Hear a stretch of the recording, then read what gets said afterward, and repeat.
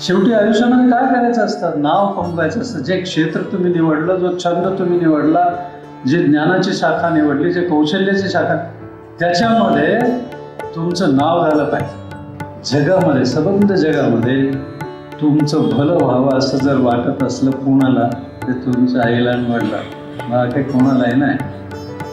प्राण ही काय शक्ती आहे? नुसतं श्वासोश्वास नाही येतो.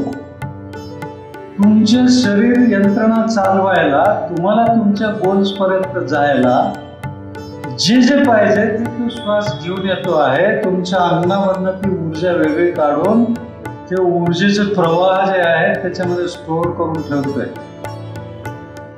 अमृत प्राणायामामध्ये दीर्घ श्वसनाने पूर्ण तुमचे लंग्स भरतात आणि पूर्ण लंग्स रिकामे होतात. पूर्ण कचरा बाहेर जातो आणि पूर्ण प्राणशक्ती, तुम्हाला हवी असलेली प्राणशक्ती, तुम्हाला आत्ता परीक्षेची एकाग्रता पाहिजे ना, ती परीक्षेची एकाग्रता, तो कॉन्फिडन्स, ते धाडस तुमच्यामध्ये येईल.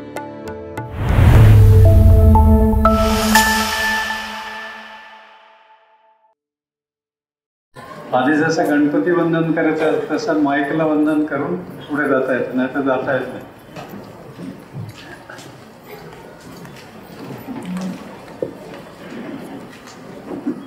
तुम्ही उपासना खूप चांगली केली. हे एकत्र जे म्हणणं असतं ना, त्याला खूप महत्त्व आहे. परेड जशी करायची असते, ते बरोबर सगळ्यांचा डावा पाय म्हणजे डावा पायच बरोबर तसाच पडला पाहिजे, उजवा तसाच पडला पाहिजे. पोलीस अकॅडमीमध्ये आम्हाला जेव्हा हे शिकवलं गेलं तेव्हा कटकट वाटले, हे काय भानगड समजतच नाही. पण नंतर त्याची सवय झाल्यावर सिव्हिलियन्सच्या बरोबर चालताना ते पायात पाय अडकल्यासारखं वाटायचं, कारण ते तसं चालता येत नाही ना. पण हे खूप महत्त्वाचं आहे. जितके लोक एखादी प्रार्थना एकत्र म्हणतील त्याचा अर्थ त्यांना पटलेला असेल आणि असं ते म्हणतील, तुमच्या आतल्या मनामध्ये जे भाव असतात ना, ते भाव ह्या प्रार्थनेचे झाले पाहिजे. जे मंत्र आहेत तिन्ही ते अतिशय साधे आणि सोपे आहेत, त्याच्यात काहीच अवघड नाही आहे आणि अर्थ त्यांनी समजावून सांगितलंच असेल तुम्हाला. त्या अर्थावर लक्ष द्यायचं आणि त्या अर्थाचे भाव मनामध्ये निर्माण झाले पाहिजे. म्हणजे तो अर्थ आपण त्या शब्दांच्या बरोबर स्वीकारला पाहिजे, तर ह्या प्रार्थनेला अर्थ असतो. आणि तुम्ही एकत्र जे म्हणताना सगळं ते एकत्र म्हणण्याने तुमच्यामध्ये टीम फिलिंग, तुमच्या सबंध ब्रेनमध्ये ज्या सेल्स डेव्हलप होत असतात त्याच्यामध्ये तुम्ही जर एकत्र प्रार्थना एकच म्हणू शकत असाल तर कुठल्याही टीममध्ये जो रोल असेल तो तुम्ही उत्तम पार पाडू शकता. तुम्हाला पाडायचा असला तर, दुसऱ्यांना पायात पाय घालून पाडायचं असलं तेही करता येतं, पण तसं नसतं करायचं. ज्यावेळेला टीम, मला क्रिकेटमध्ये जे धारकरी आले सगळे शिकायला, सचिन तेंडुलकर पासून सगळ्यांना सांगावं लागलं की हा इंडिव्हिज्युअल गेम नाही आहे, एक माणूस जिंकू शकत नाही, टीम जिंकते आणि टीम हारते. तर तुम्ही जे सगळ्यात चांगले प्लेयर्स आहात त्यांनी प्रयत्न करायचा असतो की टीमला सांभाळून घ्यायचा. आणि हे आता विराट कोहली करतो आहे. सगळ्यांना संशय होतो की हा करेल की नाही माहीत नाही असं, पण तो करतो आहे बरोबर, म्हणून ती टीम जिंकते ना. आणि आपले जे चांगले प्लेयर्स आहेत जे हटकून आलेच असते ते 3-4 प्लेयर्स बाहेर आहेत आणि दुसरे नवीन बेंचवरचे बसलेले येऊन खेळत आहेत, तरी आपली टीम भारी ठरती आहे. हे खूप महत्त्वाचं असतं. हे टीम फिलिंग बिल्ड करावं लागतं. तर ते तुम्हाला सहज साध्य होतं जर ह्या प्रार्थनेच्या अर्थांच्यावर तुम्ही लक्ष ठेवलं की आम्ही एकत्र प्रगती करू. अवतू म्हणजे आमचा सगळ्यांचा एकत्र विकास होऊ दे. मी पुढे जातो त्याला मागे राहू दे असं नाही. आमचा सगळ्यांचा एकत्र विकास होऊ दे. सहनो भुनक्तू म्हणजे जी प्रॉस्पेरिटी येणार आहे ती आम्ही सगळे एकत्र तिचा उपभोग घेऊ. ते स्विस बँकेचं अकाउंट उघडून नाही करणार मी सगळ्यांना ते वाटलं जातंय की नाही. आणि हे खूप महत्वाचं आहे. तुम्ही ज्या वेळेला सहनव भुनकतो म्हणता ना, त्यावेळेला हे जे लोक आत्महत्या करतायत, उपाशी मरतायत, त्यांचं पण तुम्ही समावेश केला पाहिजे. कारण तुम्ही पुढच्या पिढीतले कर्तबगार लोक आहात. सगळ्यात मोठं जे आव्हान आहे UPSC आणि MPSCचं, ते तुम्ही स्वीकारलंय. म्हणजे लढाईला जर सैनिक गेला आणि तो म्हणाला मला गोळ्यांची भीती वाटते, तर चालणार नाही ना. म्हणजे तुम्ही गोळ्यांच्या भीतीला सैन्यात कशाला जातोस? ते पेपरमेंटच्या गोळ्याचा विकायचा धंदा करतो, त्यांची भीती नको वाटेल. तर हे खूप महत्वाचं आहे की तरुणांनी भविष्याकडे पाहायला शिकलं पाहिजे. भविष्य अज्ञात आहे. जे अज्ञात असेल ना, त्याची भीती वाटते. काय होईल माहीत नाही, कुणालाच माहीत नाही. आणि हेच तर आयुष्यामधली सगळ्यात महत्वाची गोष्ट आहे की देवाने सांगितलंच नाही पुढे काय होणार आहे, त्यांनी पण ठरवलं नाही. तुम्ही ठरवायचं आहे. तुम्ही ज्यांच्यामध्ये ही कॅपॅसिटी आहे की भविष्य काळ, आत्ता वर्तमान काळ कुठे आहे, तुम्हाला पसंत आहे काय जे चाललेलं आहे सगळं बाहेर? ते कुणाला पसंत असेल तर सांगा. इथे जागाच नाही मग तुमची. कारण नाही आम्ही आमच्या पिढ्या सगळ्या वाया गेल्या. संबंध जगातले उत्तम विचार शोधून आणून आपण आपली कॉन्स्टिट्यूशन बनवली. कॉन्स्टिट्यूशन म्हणजे सगळ्यांना आत्ता गरजेची असलेली धर्मसंहिता आहे. माझा जो धर्म असेल तो मी फॉलो करायचा. सेक्युलरचा अर्थ कळत नाही. सेक्युलरचा अर्थ असा की मी माझा धर्म पाळेन आणि इतर प्रत्येकाचा धर्म विचाराचा आदर करेन, म्हणजे सेक्युलर. मी हिंदू आहे का, मी मुस्लिम आहे का, मी ख्रिश्चन आहे का, मी अर्थच नाही त्याला काय. म्हणजे उद्या आपण बाबासाहेब आंबेडकरांचा स्मृतिदिन म्हणून पाळतो आहोत.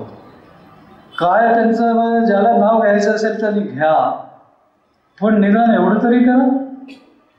त्यांनी सांगितलं, त्यांनी हिंमत दाखवली उठून उभं राहून की जन्माच्या जाती आम्हाला मंजूर नाहीत. तुम्ही जे करू शकता ते तुम्ही आपल्या स्वतःमध्ये आणायचं आणि मग ती जात, ते म्हणजे दलित समाजात जन्माला आले म्हणून ज्या समाजाने संबंध छळच केला, त्यांचं दुसरं काही केलं नाही, त्याच्या भल्यासाठी त्यांनी हे कॉन्स्टिट्यूशन आणली. आणि त्यांनी सांगितलं की कुठल्या जातीत तुम्ही जन्माला ते महत्वाचं नाही आहे.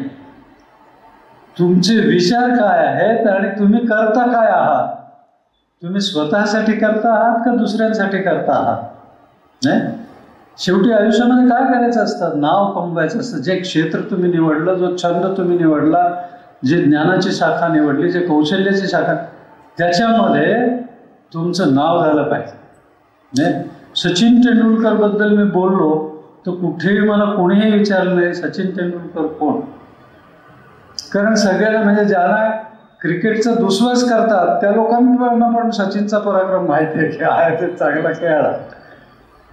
तर असं तुमचं नाव तुमच्या क्षेत्राच्या बाहेर सांडलं पाहिजे. It should spill over to all other fields. आणि निदान तिसऱ्या पिढीपर्यंत, तुमच्या नातवंडापर्यंत तरी पोचलं पाहिजे की त्याला अभिमान वाटावा की आमचे आजोबा असे होते. नाही तर त्याला जर लाज वाटत असली की माझे आजोबा, आता तर जेलमध्ये कोणीही गेला तरी तो स्वातंत्र्य सैनिकच ठरतो. म्हणजे तो भ्रष्टाचारासाठी गेला असला जेलमध्ये तरी सुटला तर त्याची मिरवणूक ती, कारण तो सुटून आला जेलमध्ये. जसं काही तो म्हणजे महात्मा गांधी वगैरे जे जेलमध्ये गेले तसा हा सत्याग्रही. तर सत्याग्रहाचा अर्थच असत्याग्रह असा झाला की जे वाईट आहे त्याचा पुरस्कार करतो आणि सगळे लोक माझ्या मागे येतात. काय होईल समाजात? हे डोळे उघडायचे, लोकांना आपण सांगायचं आहे की हे करा, त्याच्यामध्ये ठेवू नका, त्या नियमामध्ये कायद्यांच्या मध्ये ठेवू नका. कायद्याला अर्थच नसतो. कारण आणि ते कायदा पाळायला लावणारे लोकच जर कायदा मोडतात, कायदा करणारेच लोक आधी मोडतात आणि नंतर मग बाकीचे कायदा करणारे जे लोक आहेत, कायदा पाळायला लावणारे जे लोक आहेत, जे शासन करणारे आहेत, जे अधिकारी आहेत, तुम्ही काय करायचं? शेवटी शासन कसं करताय?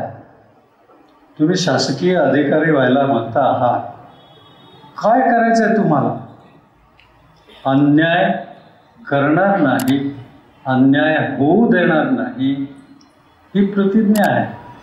सत्याचीच कास धरेल. ज्याच्यापैकी कोर्टात शपथ घेतली की देवा शपथ खरं असेल ते सांगेल, हे एवढं म्हटल्यावर पुढचं खोटंच बोलायचं असतं, म्हणजे खरं नाही असा अर्थ झालाय तो. कारण कोण काय बोलतं त्याला काय, कोणाला आपल्याकडे शिक्षाच होत नाही. म्हणजे भलत्याच लोकांना शिक्षा होते आणि ज्यांना व्हायला पाहिजे त्यांना होतच नाही. ते तर राजेच असतात, त्यांना कशी शिक्षा देणार? म्हणजे राज्यच करायला लागले ते. आणि हे तुम्हाला ध्यानात आलं पाहिजे. जे पेरीफेरीवरचे लोक आहेत ना, ज्यांना काही नाही आहे, त्यांना आपला समाज उपेक्षित ठेवतोय. ते कुठल्या जातीचे कोणी विचारत नाही, उच्चवर्णीय असो का. गावामध्ये शेतीला काही पैसाच नाही मिळत, तर ते काय दुष्काळ पडलेला आहे, ते येतात बिचारे, आपले पाहुणे आहेत ह्या शहरातले, आणि त्यांच्याकडनं हलकी सलकी सगळी कामं करून घेतो, त्यांच्याशी घासाघीस करून एक्सप्लॉइट करतो त्यांना पडेल तिथे राहावं लागतं. शाळेत जायला कोणी त्यांना शिकवत नाही, तशीच मोठी होतात ती. आणि त्यांचे हिरो म्हणजे सलमान खान, शाहरुख खान आणि रजनीकांत, हे जे सिनेमात दिसणारे आहेत ते हिरो. आणि त्या हिरोना नायिका तर पटकन मिळतात. इकडे वास्तवात तर नायिका मिळणारच नाही, कोण त्यांच्याशी लग्न करणार कोण. तर ते वखवखलेल्या नजरेने समाजाच्या समृद्धीकडे पाहतात. आपण त्यांना गुन्हेगारीकडे लोटतो आहोत. आपण त्यांना स्त्रियांच्यावर अत्याचारच करायचा असतो हे शिकवत आहोत. आणि कसं करणार तुम्ही? आम्हाला ते निर्भयाचं प्रकरण झालं दिल्लीमध्ये, तर आम्ही काही सिनियर ऑफिसर्स आणि रिटायर्ड ऑफिसर्स एका फंक्शनमध्ये आलो. IAS IPS सगळे लोक होते. मला ते विचारायला लागले का हो, ते सगळे बोलायला लागले की असं केलं पाहिजे, तसं केलं पाहिजे, की पोलिसांची संख्या वाढली पाहिजे, गस्त वाढवली पाहिजे, लोकलमध्ये, बसमध्ये, प्रत्येक डब्यात पोलीस पाहिजेत. हे नंतर मला म्हणाले तुम्ही काही बोलतच नाही आहे. मी म्हटलं नाही, मला फक्त एक शेर आठवला, गालिबचा शेर आहे, सारी उम्र ये भूल मैं करता रहा, धूल चेहरे पर थी और आईना पोछता रहा.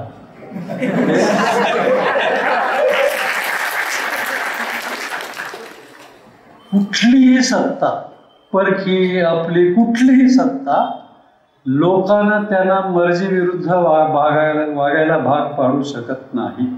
हा इतिहास आहे. पण कोणीही इतिहासामधनं शिकायला तयार नाही की लोकांना हे समजलं पाहिजे. जे त्यांच्यावर अत्याचार करतायत ना त्या मुलींच्यावर, त्यांच्या मनात हा विचार आपण पेरला पाहिजे. आपण we are failure as a society. त्यांनी वाचवायचं आहे त्या मुलीला की ही एकटी मुलगी चाललेली आहे, तिला मी घरापर्यंत तिची सोबत करतो. का विचार येत नाही असा? हे मला चान्स आहे असं वाटतं त्याला, की कोणी दिसत नाही आहे त्याला लगाव. पाप असतं ना, ते पाप कोणी दिसत नसतानाच करायचं असतं, कारण त्याचं शिक्षा देतील ना ते. म्हणून जे चोरून करावं असं वाटतं ते पाप, ते नका करू. जे उजळ माथ्याने करावं असं वाटतं ते पुण्य. दुसरं काय नाही, सिंपल डेफिनेशन आहे. की चार लोकांना काय सांगायचं असतं, मी असं पाप केलं, मी असे डाके घातले, असं सांगायचं असतं का? सगळे दाऊद इब्राहिमपर्यंत सगळे लोक चॅरिटी करतात, कारण त्यांना ही ओढ असते की आपलं नाव चांगल्यासाठी घ्यावं लोकांनी. तशी ओढ सगळ्यांच्या मध्ये असते. पण ज्याने मार्ग चुकीचा स्वीकारला, ज्याने स्वार्थालाच मत दिलं की माझे डिसिजन्स माझा स्वार्थ साधूनच होतील, माझ्या स्वार्थामध्ये माझ्या मुलांचा, माझ्या नातेवाईकांचा तोही स्वार्थ आला, दुसरे बाकीचे बाहेरचे, तुम्ही ह्या देशातल्या गल्लीमध्ये सुद्धा एकत्र येऊ शकत नाहीत. मग त्या तिरंगी झेंड्याला अर्थ काय आहे? तुम्हाला म्हणजे जबरदस्ती सांगावं लागतं की उभा राहा. राष्ट्रगीत आपलं वाजवायचं असतं. त्या ऑलिम्पिकमध्ये दर 4 वर्षांनी मी 1 महिना सुतक पाळतो. गेली 60 वर्ष हे मी करतोय. मला आत्ता इकडनं ते MIT ऑर्गनायझेशन आहे ना, ते कॉलेजेस आहेत त्यांचे, ते त्यांच्याकडनं निरोप आला की तुम्हाला क्रीडा महर्षी असा आम्ही पुरस्कार देतो आहोत, तो स्वीकार. तर ते 8 दिवस सारखं कोणी ना कोणीतरी फोन करायचं. शेवटी त्यांच्या प्रिन्सिपलचाच फोन आला की सर असं असं आहे आणि तुम्ही प्लीज ॲक्सेप्ट करा. मी म्हटलं सध्या मी रिओ ऑलिम्पिक्सच्या सुतकामध्ये आहे, त्यामुळे मी कुठल्याही सत्काराला वगैरे जात नाही. सुतकामध्ये नसतं ना करायचं कारण आमच्या देशाचा अपमान आम्ही करून घेतो. मी गेलो नाही काही ऑलिम्पिक्सला. रिओ ऑलिम्पिक्सला जायला कबूल केलं होतं, पण लकीली आजारी पडलो. नाही तर मला इंटरनॅशनल स्पोर्ट्स कम्युनिटीमध्ये मला ओळखतात, मला मान देतात, पण तिकडे आपल्याकडे सगळे मेलेल्या झुरळासारखे पाहतात. एवढा मोठा देश, त्यांना एक गोल्ड मेडलिस्ट नाही, तुम्हाला ब्रिक्सचं नाव सांगतात. एशियामध्ये आपण म्हणजे एशियन चॅम्पियनशिपमध्ये चायनाला 250 गोल्ड मेडल्स मिळतात, तेव्हा आपल्याला 14 मिळतात आणि आपल्याला आनंद 4थ्या आलो आहोत.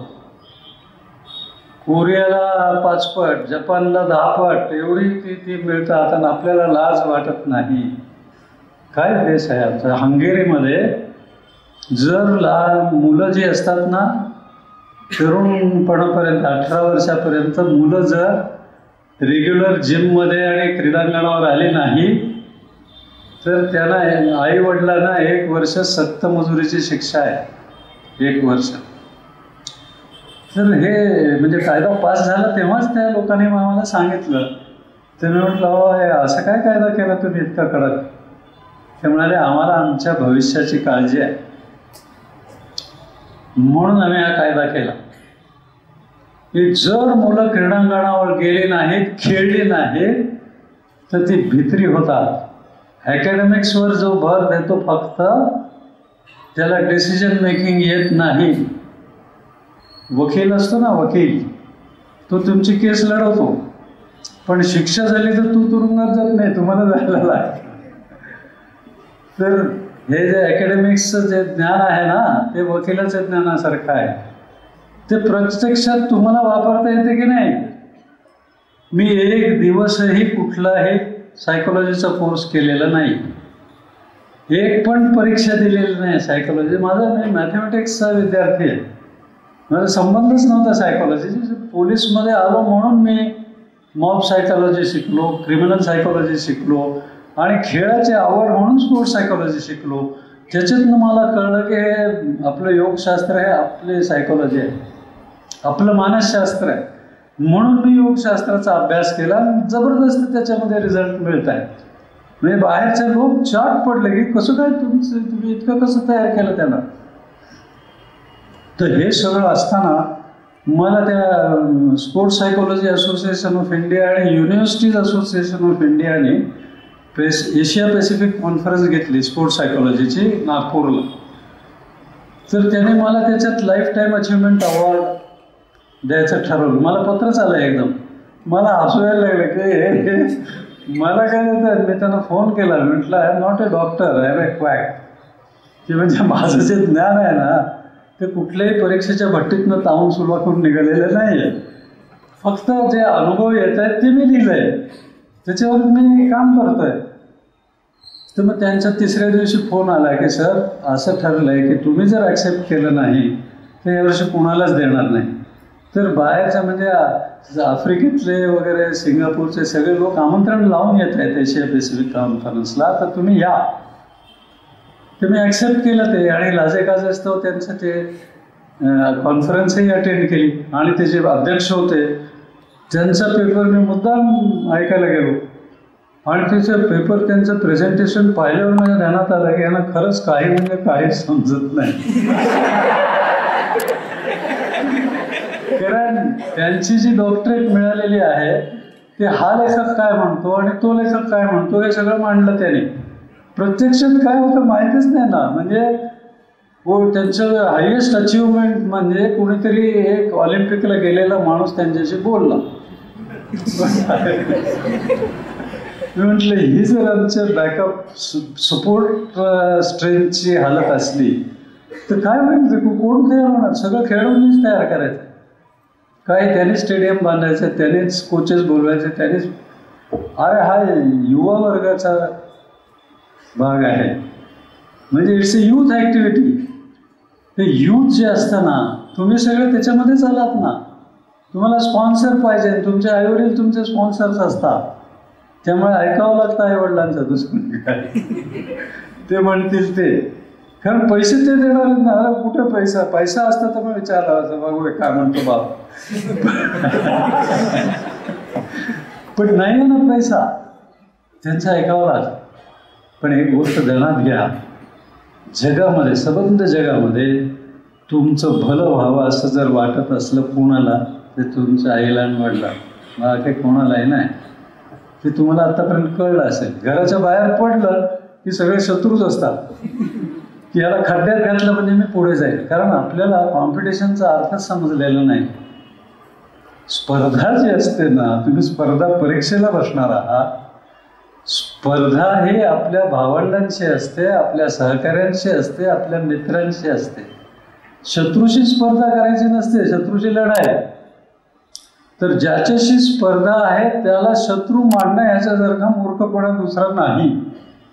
स्पर्धा संपल्यावर त्याच्याशी हात मिळवणे करायचे, शेक हँड. तो जो स्पर्श आहे त्याच्यामध्ये त्या ऑपोनंटला सांगणं आहे की तू ज्या खेळावर प्रेम करतोस, तू ज्या खेळावरती आयुष्य वेचतो आहेस, तोच खेळ मलाही आवडतो, म्हणून आपलं नातं आहे. आपण भावंड आहोत, आपण बंधू भगिनी आहोत, हे त्याला सांगणं आहे. त्याच्याशी रक्ताचं नातं जोडायचं असतं.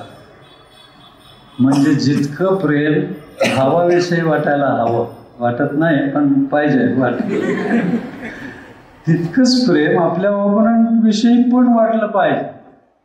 तर तुम्ही पुढे जाऊ शकता. कारण ज्याची असूया वाटते, ज्याचा मत्सर वाटतो, ज्याचा द्वेष वाटतो, तो पुढे जातो आणि तुम्ही तिथेच अडकता. कळलं का? कारण तुमच्या पर्सनॅलिटीमध्ये वार येतो. ह्या ज्या भावना आहेत ना, निगेटिव्ह भावना, हे सगळे चांगले आहेत. खरंच चांगले आहेत, त्या वाईट नाही. कारण जे वाईट घडलं त्याचं दुःखच झालं पाहिजे. नाही तर तुम्ही कोडगे व्हाल की वाईट मला जमलं नाही, पुन्हा तसंच करतो, पुन्हा तसंच करतो. तर ते कोडगेपणाच अलाउड नाही आहे. If you want to perform, if you want to become an achiever, if you want to earn name in your field, नाव कमवायचं आहे तुम्हाला, तर दुसरा मार्गच नाही. नाव कमवायचं असलं तर माझ्यापेक्षा माझं क्षेत्र मोठं, माझ्या क्षेत्रापेक्षा त्याचं ज्ञान मोठं, त्यातलं कौशल्य मोठं, हे ज्याला समजेल तो चॅम्पियन होतो, दुसरं नाही होणार. जो दुसऱ्यांच्या, म्हणूनच ते मावेद विषाव आहे की माझं जे ज्ञान आहे, जे मी मिळवतो आहे, ते सदैव ताजं ॲप्लिकेबल राहील. की म्हणजे 15व्या शतकात हे बरोबर होतं, पण आत्ता 20व्या 21व्या शतकात नाही आहे. असं ज्ञान नको आम्हाला. आम्हाला आत्ता आज आमच्या प्रॉब्लेमला जे ॲप्लिकेबल पाहिजे ते पाहिजे, आणि ते ज्ञान तुम्ही मिळवायचं आहे. तुमची आव्हानं आम्हाला खरंच माहिती नाही, पण आम्ही जे सांगतो आहोत, आम्ही जे अनुभवलं आहे, त्याच्यामधलं जे शाश्वत असेल ते बेस म्हणून घ्यायचं आणि पुढे जायचं. भविष्यावर नजर ठेवायला धाडस लागतं, धाडस. म्हणजे कॉन्फिडन्स नाही पुरत. कॉन्फिडन्स मागचा श्रद्धा, श्रद्धा जी असते ती मागच्या आपल्या कर्तव्यावर, प्रेझेंटमध्ये चॅलेंज फेस करण्याच्या तयारीवर आणि भविष्याकडे पाहण्याच्या हिमतीवर असते. श्रद्धा म्हटलं की लोक घाबरतात, की ती अंधश्रद्धाच असं समजतं. अंधश्रद्धा, अर्धश्रद्धा, बलती श्रद्धा असं काही असतं. की माहीत आहे मला हे चूक आहे, पण मी तेच करणार. मग आता काय करता तुम्ही? तर माहीत असून मी ते तसंच करणार असं म्हणतो. सगळेजण तोंडाने म्हणतात की स्त्री आणि पुरुष हे समान आहे. आपल्या कॉन्स्टिट्यूशनमध्ये म्हटलेलं आहे कायद्यासमोर सगळे समान, पण कायद्यासमोर जे न्यायालय आहे त्याच्यात काहीच समान नाही. कारण पोलीस तपासापासूनच ते असं म्हणता सुरू होते की कुणाविरुद्ध गुन्हा दाखल करायचा आणि कुणाविरुद्ध नाही ते सरकार ठरवणार. आम्हाला सांगितलं की हे असं बघायला पाहिजे, असं करायला पाहिजे. मी माझ्या ऑफिसर्सना ब्रीफिंग दिलं की या गव्हर्नमेंटला माहीत नाही आहे, they are stupid people, they cannot issue this order is illegal. की लाठीचार्ज करायचा नाही, गोळीबार करायचा नाही, टिअर गॅस वापरायचा नाही अशी ऑर्डर आम्हाला लेखी. आणि मग ती ऑर्डर समजावून सांगितली आणि त्यानं सांगितलं की जिथे हे वापरावं लागेल तुम्हाला तिथे दणकून वापरा, मी तुमच्या मागे उभं राहतो, गव्हर्नमेंटला बघून घेऊ आपण. आणि ते झालेलं आहे. टिअर गॅस वापरावा लागला, लाठीचार्ज करावा लागला, गोळीबारही झाला. आणि गोळीबार करत नसतात तो होतो.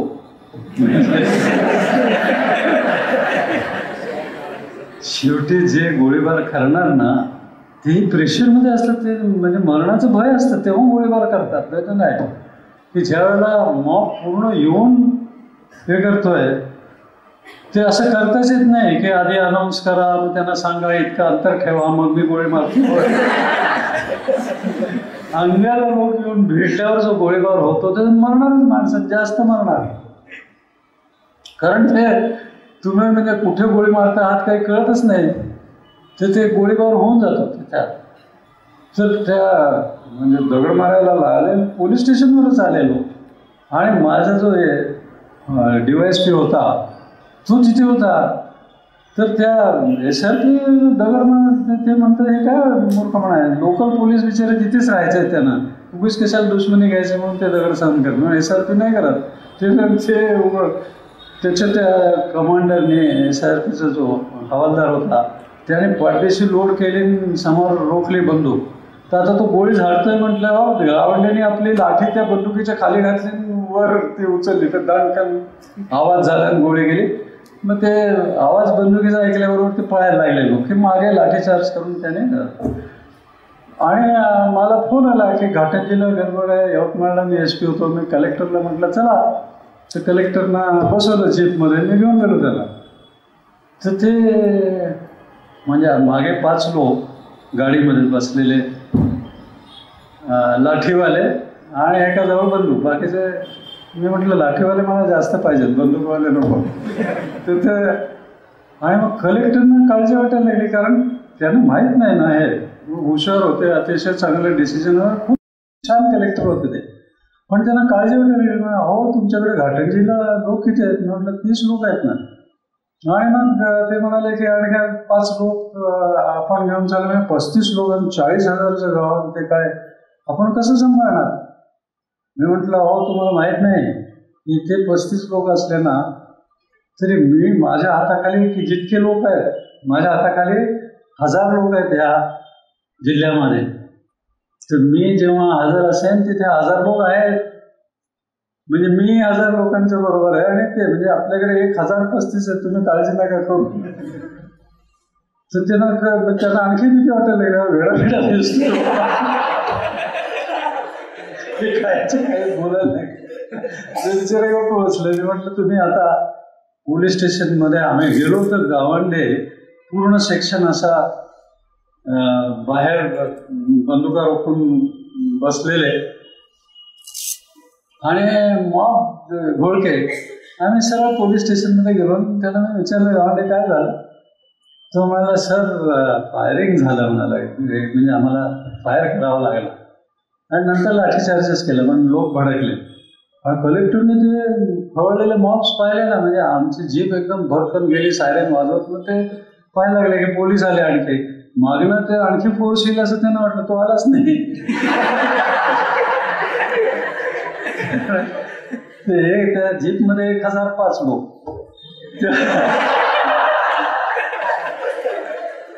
ते खाली उतरल्यावर मी त्याला सांगितलं, हे गावंडे काळजी करू नकोस, I will get you a reward for this. म्हणाल सर पण ते ऑर्डर आहे ना, काही ऑर्डर नाही. अरे मला वाटतं काय ऑर्डर करणारे मूर्ख लोक आहेत. मॅजिस्ट्रेट एन्क्वायरी होईल आणि त्याच्यामध्ये I will fully stand by you, just don't worry, you have done a great job, I will get you a reward. आणि आज गेल्यावर कलेक्टर साहेबांना सांगितलं तुम्ही जरा 144ची ऑर्डर डिक्टेट करा. आणि त्यांच्या तहसीलदारला यांना बोलवलं, घाटंजी तहसील प्लेस होते, त्या तहसीलदार आले, त्याने ते ऑर्डर लिहायला बसले ते 144. तोपर्यंत मी गावंड्याला म्हटलं की गावंडे एक सेक्शन इथे ठेव आपल्या पोलीस स्टेशन पासून, आणि तू एक सेक्शन घे, मी एक सेक्शन बरोबर घेतो, आणि आपण तिथे नदी जाते बरं त्या गावाच्या मधनं, तर नदीच्या पलीकडे क्राऊड जमणार. आम्ही एकदा लाठीचार्ज केला ना, परत क्राऊड जमणार नाही, परत एकत्रच यायचं नाही. म्हणजे 144 असो, कर्फ्यू असो, ते लागला कर्फ्यू. आम्ही सगळ्यांना जोडकं चुकलं ते पळून गेले, ते नदीच्या पलीकडे गेले, तिकडनं दगड मारायला लागले. नदी फारशी लहानशीच नदी आहे, तर ते आम्ही तिथे पिकेट ठेवलं, तर तिथे दगड मारायला लागले. ते म्हटलं गावांडे आपल्याला पलीकडे जाऊन तिथे त्यांना आणावं लागेल. आणि ते म्हणाले की ते म्हणाले सर कसं जाणार? म्हटलं कसं म्हणजे नदीत पाणी तर दिसतच नाही, चालतच जायचं. तो म्हणाला नाही पण ते दगड मारतायत ना. म्हटलं दगड आपल्याकडे ते शिल्ड आहे ना, आमच्याकडे शिल्ड दिलेली होती ते. तर मग आम्ही डोक्यावरती हेल्मेट ते सगळं घालून नदी ओलांडली आम्ही घुसलो आतमध्ये. तर त्याने काय केलं, ते भराभर पळाले आतमध्ये, घरातनं घुसले, आणि आम्ही ते क्लिअर करायला गेलं. त्याने अंगावर घेतलं आम्हाला, आणि एकदम सगळ्या घरातनं लोक बाहेर पडले. तर लोक बाहेर पडल्यावर आणि त्याने तर काठ्या लाठ्या सगळं आणलं ते, आणि ते आमच्या अंगावरती आले ते. तर मी आणि गावंडे पुढे होतो, कारण त्या गल्लीच लहान होती ती. तर मी पहिला फटका चुकवला, आणि त्या समोरच्या माणसाला इतकं जोरात मारला काठीने, तो आडवाच पडला. आणि जोरात ओरडलो आम्ही, अरे आओ कोण आता है, किसकी माय जनी आहे. आणि गावात रिव्हॉल्वर काढणार. मी म्हटलं या कोण येत आहे ते. सगळे जे पळाले सगळं खा. आम्ही त्या घरातनं घुसलो, त्यातनं जे चांगले म्हणजे मार सहन करू शकतील असे लोक काढले बाहेर, आणि त्यांना पोलीस स्टेशन पाशी बडवत घेऊन गेलो. पूर्ण धाड मारून टाकलं त्यांना, आणि बंद करून टाकलं लॉकअपमध्ये. संबंध गावामध्ये एकदम दचका की अरे बापरे काय. जांबुवंतराव धोटे फॉर्ममध्ये, फुल फॉर्ममध्ये. त्याने तिथे सभा घेतली, आणि त्या सभेत जाहीर केलं की हे SP बामसाहेब माझे मित्र आहेत, पण इथला जो सब इन्स्पेक्टर आहे बिराडे, त्यांनी अत्याचार केले लोकांच्यावर. मी केले असं तो म्हणाला, त्यांनी अत्याचार केले लोकांच्यावर, तर त्याला बदला हवा ताबडतोब. आणि मी 25 तारखेला इथे आम्ही मोर्चा घेऊन येणार, आणि जर तो मोर्चा 25 तारखेपर्यंत त्याची बदली झालेली नसली तर या पोलीस स्टेशनची एक वीट शिल्लक नाही राहणार जागेवर. आणि तिसऱ्या दिवशी तो 15-20 लोक घेऊन आला माझ्याकडे ऑफिसमध्ये भेटायला. एकटा जायचाच नाही कुठे, त्याच्याबरोबर ते असं. तो माझ्या ऑफिसमध्ये आला, MLA होता. मी बोलवलं या बसा. मग ते लोक बाकीचे सगळे आले, आणि मला बसल्यावर तो म्हणाला बामसाहेब ते तेवढं करा की हे त्या बिराडीची बदली करून टाका. मी म्हटलं जांबवंतराव ही त्याची बदलीची ऑर्डर मी आधीच काढलेली होती, पण ही कॅन्सलेशन ऑर्डर आहे. मला सांगण्याची ही पद्धत नाही की माझ्या पोलीस स्टेशनवर हल्ला करून तुम्ही वीट एक करून नाहीसा करणार आहात ना, मग आता तशीच बदली करा तुम्ही. काय वाटेल ते झालं तरी मी त्याला बदलणार नाही. आणि तुम्ही आलात तर आम्ही पण तयारीने येऊ. तुम्ही 50,000 माणसं आणली, 5 लाख आणा ना, आमचं काही, आम्ही आपलीच माणसं आहेत, त्यांना काय घाबरायचं. आणि नाही घाबरत त्यांना. तुम्ही पाकिस्तानात घेऊन आला तरी नाही घाबरणार. तो म्हणाला, अरे नाही नाही, तुम्ही प्रेस्टिज इश्यू केला ना. प्रेस्टिज इश्यू तुम्ही केलाय, आता नाही त्याला सांग. मग बाहेर पडतानाच तो त्या लोकांना म्हणाला, घोटाळा झाला, आता तो काही करणार नाही. मी असेपर्यंत बिराडीला ट्रान्सफर नाही केलं. शेवटी तोच म्हणाला कंटाळून की सर आता जाऊ द्या, मला 6 महिने झाले, त्याचं काय. हे तुम्ही ध्यानात घ्या. हिंमत ही जी गोष्ट असते ना, धाडस, ते दिसलं लोकांना, दिसलं की ते एकदम शांत होतं. एकदम धाडस, धैर्य हा ईश्वरी गुण आहे. प्रेम ईश्वरी गुण आहे. तो जे ईश्वरी गुण असतात ना, त्यांची शक्ती फार मोठी आहे, फार मोठी आहे. तुम्हाला ध्यानात यायला पाहिजे. हे ॲब्सोल्युटली नथिंग. कारण हिंसा ही शरीराची शक्ती आहे आणि अहिंसा ही आत्म्याची शक्ती आहे. महात्मा गांधींना विचारलं की तुम्ही विनोबा आणि महात्मा गांधी ते अहिंसा अहिंसा म्हणतात, ते निशस्त्र प्रतिकार वगैरे, कसं तुम्हाला ते ब्रिटिश सरकार ऐकेल? ते जुलमाने ते दडपून टाकेल. त्यांना महात्माजींनी उत्तर दिलेलं आहे की आत्म्याच्या शक्तीपुढे शरीराची शक्ती कशी जिंकेल. आणि जगभर आता सत्याग्रह आणि अहिंसक प्रतिकार ऍक्सेप्ट झालेले नॉर्म्स आहेत. आणि तसंच करायचं असतं. आपल्या बसेस जाळायच्या, आपल्या हे कोणी सांगितलं? तुम्ही करा ना. तुमचा जो निशस्त्र प्रतिकार आहे, सत्याग्रह, ते हत्यार आहे, मोठं हत्यार. आणि ऐकावं लागतं सरकार. जितकं निशस्त्र प्रतिकार होईल तितके ते जुलमी जे असतात ना, ते घाबरतात. पण यांना जुलूम करायचं नाहीये. हिंगणघाटला असंच आम्ही कर्फ्यू लावून टाकले, सगळ्यांना झोडपून काढले, ते पोलीस स्टेशन जाळायला आले होते.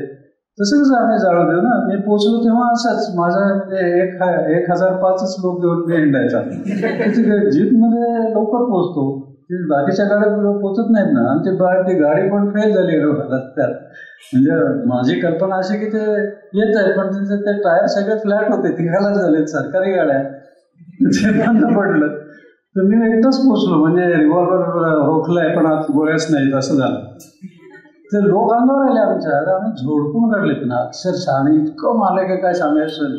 आणि नुसतं 15-20 लोकांनी 40-50 हजार गावात कर्फ्यू लावून टाकला की या कोणी येत. आणि रात्री पहिल्यांदा एक SRPचं प्लाटून मला पाठवू शकले, कारण संबंध विदर्भ भेटलेला होता. ते एक SRPचं प्लाटून आला. DIG निघाले तिकडनं, हिंगणघाटला गर्दीत चालले होते. ते आपले जेवायला बसलेले, ताटावरून उठून बसले आणि अमरावतीहून यवतमाळला आले. आणि त्याने गावंड्यांना विचारलं की बाम कुठे आहे? ते म्हणाले ते पोचले तिकडे, मला मेसेज आला पण येऊन. ते म्हणाले तो पोचलाय ना, मग आता मी जेवण करतो आणि जातो म्हणाले. आणि रात्री 10 वाजता मला पहिल्या SRPचं प्लाटून मिळालं. 1:30 वाजता मी पोहोचलो. 2:30 नंतर एक इन्सिडेंट नाही. सगळं म्हणजे दारूचंच दुकान लुटत होते ते. त्याच वेळेला आम्ही पोहोचलो, तिकडे बदलून काढले त्यांना. पण ते आणि ते सगळे इनामदार SPCID इंटेलिजन्स होते. त्यांना एन्क्वायरीसाठी पाठवलं. तो आला दुसऱ्या दिवशी आणि तो मला म्हणाला, अरे काय झालं? मी म्हटलं मी नाही सांगणार तुला, तू CIDचा आहेस ना, तू विचार लोकांना काय झालं. तो संध्याकाळी आला आणि तो म्हणाला तू जरा इथे उभा राहा, मी तुझा साष्टांग नमस्कार घालतो म्हणला. तर तू कसं काय केलंस हे? म्हटलं कसं काय केलं म्हणजे मग दुसरं काय करणार होतो? मी काय पोलीस स्टेशनवर बसायला गणपती आहे की तिथे बसवायला गणपती, तरी बाहेर नाही जायचं असं नाही. मी I am trained in handling mobs. Mob is not yet trained to handle me.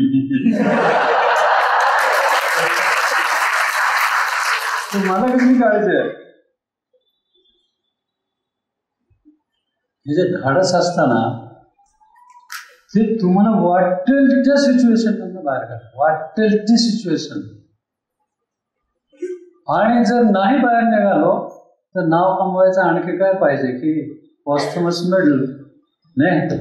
आमच्या करकरेला मिळाला तो काय ओंबाळे, मिळालं की नाही त्यांना मेडल. जनरली आणखी काय करतात, नाव घेतच राहणार, त्यांना त्यांचा पुतळा बसवावाच लागेल. पुढाऱ्यांचं बसवतं की नाही बसवतं, त्यांचं बसवायला पाहिजे. पण ही गोष्ट ध्यानात घ्या तुम्ही, कशालाही भ्यायची गरज नसते, कशालाही. मग आपल्याच भविष्याला कशाला घाबरायचं? आपण काय करतो, आपण मागे वळतो आणि भूतकाळाकडे पाहत जगतो. भूतकाळात जगायचा प्रयत्न करतो जे अशक्य आहे. त्यामुळे आपण रुटीन बसवतो सगळे, आणि त्या रुटीनच्या बाहेरचं काही आवडत नाही आपल्याला. त्या रुटीनमध्येच आपण जगायचा प्रयत्न करतो की आपल्या सगळ्या कॅपॅसिटीज संपल्या. आपण भूतकाळात जगायला लागलो की भविष्यात जायला नालायक आहोत. मग आपल्याला काहीही जमत नाही, आपला फोकस जातो, आपल्याला अभ्यास केलेला आठवत नाही, आपल्याला परीक्षा देता येत नाही, मॅच खेळता येत नाही, लढाई तर जाऊ दे, फार दूरचं जाणार. लढाई कशी करणार? लढाईच असते. आणि त्याच्यामध्ये तुमचा फॉर्म, तुमचं कॅलिबर किती आहे ते महत्वाचं नाही. तुमचा फॉर्म हा धाडसावर अवलंबून असतो. तुमची एकाग्रता ही तुमच्या पॅशनवर अवलंबून असते की किती तीव्रतेने तुम्हाला वाटतं हे व्हायला पाहिजे. If your will power says that this must happen, it becomes God's will. You take it from me and then it happens. God's will has to happen. दुसरं काही प्रश्नच नाही. You become an instrument of God. त्याच्यासारखं भाग्य नाही. आपण कठीण परिस्थितीला घाबरतो. परिस्थितीला घाबरलो तर करणार काय? म्हणजे आता हे काय, इकडनं अंधार आला, तिकडनं हे आला, लाव ना दिवा. काय दिवे लावायचे ते आत्ता तर संधी आहे दिवा लावायला. म्हणून म्हणतात, ती म्हणच असेल, काय दिवे लावता बघू, ते लावायचे दिवे. इकडे अंधार असला संबंध, तर आत आला तुम्ही तर जेवढं फर्निचर असेल त्याचा टक्कर होईल. टेबलाला, खुर्च्यांना, सगळ्यांना तेच काळात तुम्ही जा. स्विच कुठे शोधताय, ज्या क्षणाला स्विचवर हात बोट पडेल तुमचं ना, त्या क्षणाला उजेड आला की सगळ्या प्रॉब्लेमची सोल्युशन त्या प्रकाशाबरोबर येतात. म्हणजे तुम्ही दारू प्यालेले नसला तर टेबलावर थडकायचं कारणच नाही. पूर्ण शुद्धीत आहे, प्रकाश आहे, दिसत आहे, मग कशाला टेबलवर काय येडबिड आहे? नाही थडकणार. Every problem comes forth with its solution and then life becomes enjoyable like playing a game. असं जगायचं असतं, नाही तर कशाला जगायचं? आणि तरुणाने तर कधीच नाही दुसरा विचार करायचा. तरुणाईची ही स्पेशालिटी असते. तुम्ही जी हिंमत केली ना की मी MPSC UPSCला बसेल, म्हातारा झाल्यावरती नाही होत हिंमत. तरुणांच्या मध्येच हिंमत असते की संबंध जगातले, संबंध हिंदुस्थानातले जे क्रीम आहे, इंटेलिजन्स, जे धारकारे सगळे खरे आहेत ना, ते बसणार आहेत या परीक्षेला. त्यातले निम्मे आधीच बसलेले आहेत, एक्सपिरियन्स पण त्यांच्याजवळ आहे. आणि नवीन क्रॉप आलेला आहे. आपल्याकडे वरून आला होता ना, आल्यावर झटक्यात पहिल्याच वर्षाला झुडप आला, तर नवीन येतच आहे इंटेलिजन्स, ज्यांच्याशी टक्कर द्यायची आहे. ही परीक्षा नाही आहे, ही निवड प्रक्रिया आहे. त्यांना 1000 हवे असले तर 1000च घेणार ना. तुम्हाला पहिल्या 1000 नाही, पहिल्या 10त यायचं आहे, म्हणजे पहिल्या 100त या, मग पहिल्या 1000त या, नाही तर घेणार कसं तुम्हाला? आणि हा लॉंग ड्रॉन आउट प्रोग्राम आहे. स्वप्नाने नाही होणार की मला व्हायचंच आहे. मला आत्ता एका जणांचा मेसेज आला, तर माझा इंटरव्ह्यू आला होता त्या आपल्या महाराष्ट्र वनवर. निखिल वाघाने माझा इंटरव्ह्यू घेतला, तर बघा तुम्ही, तुम्हाला उपयोगी पडेल, त्याच्यातनं टिप्स मिळतील. त्यांनी ते याच्यावर टाकलं यूट्यूबवर. त्या यूट्यूबवर टाका महाराष्ट्र वन आणि भीष्मराज बाम, तिथे तो इंटरव्ह्यू येईल, तो बघा तुम्ही, त्याच्यामध्ये टिप्स मिळतील तुम्हाला. तर त्याने इंटरव्ह्यू पाहिला, मला सारखा त्याचा फोन मेसेज की मला ॲथलेटिक्समध्ये करिअर करायचे, मला तुम्ही भेटा. आता सध्या माझा एप्रिलपर्यंत प्रोग्राम चॉकआउट झालेले आहेत. मी म्हटलं एप्रिलपर्यंत मला वेळ नाही, पण तुम्हाला ह्या नंबरवर फोन करा, पण फोनवर बोलू. मी त्याला विचारलं, तू कोण आहेस, तू काय करतो? तो म्हणाला, मी इंजिनियर आहे आणि इथे नोकरी करतो पुण्यामध्ये. तर मग मी म्हटलं, तुझं वय काय आहे? तो म्हणाला, 23 वर्ष आहे. मी म्हटलं, तू ॲथलेटिक्समध्ये आतापर्यंत काय केलंस, म्हणजे काय दिवे लावले? तो म्हणाला, ॲथलेटिक्समध्ये मी अजून भाग घेतलेला नाही, मी रोज पळतो. म्हटलं, तू रोज पळतोस तर मग पळत जावं, आणखी काय तुला? नुसतं रोज पडल्याने हे ऑलिम्पिक्स जर जिंकता आला असतं तर काय पाहिजे होतं आपल्याकडे. सगळे लोक जितके पळतात त्याचं ऑलिम्पिक्सला गेले असते, तसं नाही जात आहे. It's a science. तुला म्हणजे स्पोर्ट्स आणि achievements in sport it is not ordinary, it's a science. तर ते तू येत नाहीये तर तू असं कर, चांगल्या कोचकडे जा आणि शिक. तुझ्यामध्ये खरंच जिद्द असली तर एखादं तुला काही मिळेलही. मग मला शक्यता कमी वाटते, कारण आपल्याकडे आपल्या शास्त्रात असं सांगितलेलं आहे की पहिली 24 वर्ष निसर्ग तुमच्यावर खूप मेहरबान असतो, खूप. You are plug to the supreme power in the world वर. जे ब्रह्मा म्हणून म्हणतात ना, जे आपल्या तत्वज्ञानात सांगितलंय ना, ते ब्रह्म तुमच्या भोवती घोटाळते. त्याला तुमच्याकडनं असं आहे की हे तरी काहीतरी करतील. आम्ही गेलो आहे निदान आता हे जे दिसते तरुण आहे ना, हे तरी काहीतरी करतील.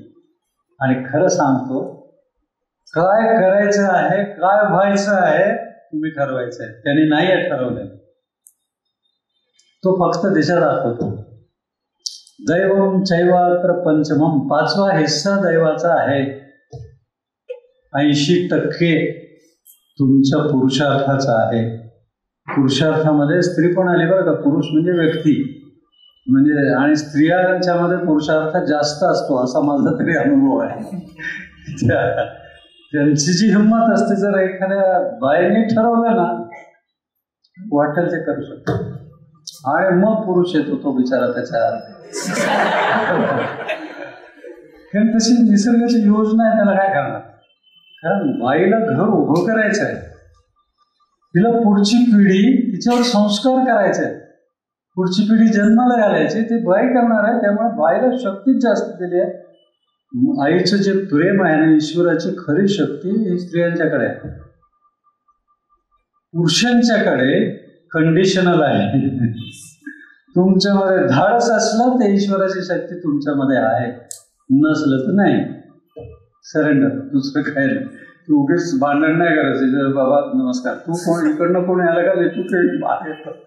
सगळ्यांना आपला नमस्कार करत राहायचं, असं जगायचं. कशासाठी? 24 वर्षापर्यंत निसर्ग इतका मेहरबान आहे. You are plugged in with the supreme power. एक स्विच दाबला की हे ट्यूब लागेल, दुसरा स्विच दाबला की पंखा फिरेल, तिसरा माईक फिरेल, चौथा टीव्ही चालेल, कॉम्प्युटर. जी शक्ती, जी कला, जे कौशल्य तुम्हाला हवं आहे ना, तुमच्या पुढे हात जोडून उभं आहे. आणि नंतर 24 वर्षापर्यंत तुम्ही you are suppose to attain your expertise. आणि नंतर उशीर झालेला आहे तरीही 36 वर्षापर्यंत चान्स आहे. 18 ते 36 हा जो वयोगट आहे ना, हा अचिव्हमेंटचा काल आहे. अचिव्हमेंट सगळ्यांना त्या 18 ते 36 वयात जगायचं आहे. का? सगळे हिरोज आणि हिरोईन्स त्या वयातले असतात. त्याच्यानंतर म्हणजे एस्टॅब्लिश झालेला असला तर 60 पर्यंत तो यंग बनतो ते. पण सगळे हिरो हिरोईन्स त्या वयातले. त्यामुळे 18 वर्षाच्या अलीकडे जे असतील त्यांचं स्वप्न त्या एज ग्रुपमध्ये जायचं आहे. म्हणजे ते स्वतःला राजपुत्र राजकन्या असं समजतात, स्वप्न आहे. आणि 18 वर्षाच्या नंतर त्याने प्रत्यक्ष लढायचं आहे. ती जी 18 वर्ष आहे त्याच्यात तुम्हाला तुमचं शिक्षण पूर्ण करायचं आहे, त्याच्यामध्ये टॉप गाठायचं आहे, त्याच्यामध्ये एक्सलन्स. जॉब करिअर निवडायचे आहे, त्या करिअरमध्ये पण टॉप गाठायचं आहे, त्याच्यामध्ये एक्सलन्स. तुम्हाला जोडीदार निवडायचा आहे आणि त्या जोडीदाराबरोबर लग्न करून संसार करायचा आहे, आईबाप बनायचं आहे, पुढची पिढी जन्माला घालून तुमच्या आईवडिलांना आजी आजोबा बनवून, म्हणजे आणखी मागे पडले. ते करायचंय तुम्हाला आणि सगळं ह्याच वेळेत तर करायचं आहे ना. विराट कोहली तो लंडनला जाताना अनुष्का शर्माला घेऊन गेला बरोबर मैत्रीण त्याची आणि इतकं खराब खेळलं की काही सांगायचं आता हा इंडिया ए टीम मध्ये असताना माझ्याकडे ट्रेनिंगला आला आणि तो विराट कोहली, शिखर धवन, हा अमित मिश्रा हे सगळ्यांनी माझं मॅक्झिमम डोकं खाल्लं. मला आवडलं ते, कारण मला जाणीव झाली की ह्यांना खरं आत्मन वाटतंय की ते काय खूप पुढे जाणार गेले ते. तर तिकडे असं सगळं झाल्यावर पत्रकारांनी मला भंडावून सोडलं. त्यांना माहिती आहे की आय नो विराट आणि विराटचं काय आहे स्टाईल वगैरे. तर त्यांना माझ्या तोंडून वदवून घ्यायचं होतं की अनुष्काला बरोबर नेल्याने तो घोटाळा झाला. मी म्हटलं अनुष्काला विराटला डिस्ट्रॅक्ट करण्यासाठी लंडनला जायची गरजच नाही, ती मुंबईत बसून डिस्ट्रॅक्ट करू शकते आणि त्यालाच काय त्याला सबंध टीमला डिस्ट्रॅक्ट करू शकते. कारण बाकीची टीमला जर असं वाटलं की तो त्याच्यावरच का खुश आहे, माझ्यावर का नाही म्हटलं ते खराब करते. जे ग्राउंडवर उतरताना अनुष्काशी संबंध नाही, तो बॉल जो येतोय ना तो देव आहे. आणि जिकडे बाहेर तू अनुष्का बरोबर असला की ती जिला प्रसन्न करायची ती देवी आहे, तिकडे बॉलचा विचार नाही चालला तर अनुष्का सोडून जाईल. ते म्हणाले म्हणजे तुम्ही सांगा ना त्याला. म्हटलं त्याला माहिती आहे सध्या ते जे अट्रॅक्शन आहे ते इतकं स्ट्रॉंग आहे की ते त्याला टाइम अँड स्पेस मधून बाहेर खेचताय. पण तो शून्य आहे, चांगला आहे, तो एस्टॅब्लिश होईल परत, तुम्ही नका काळजी करून. तो खेळायला लागला चांगला. त्याला जेव्हा हे समजलं की आपण घसरतोय कुठे ते त्यानेच ठरवायचं असतं.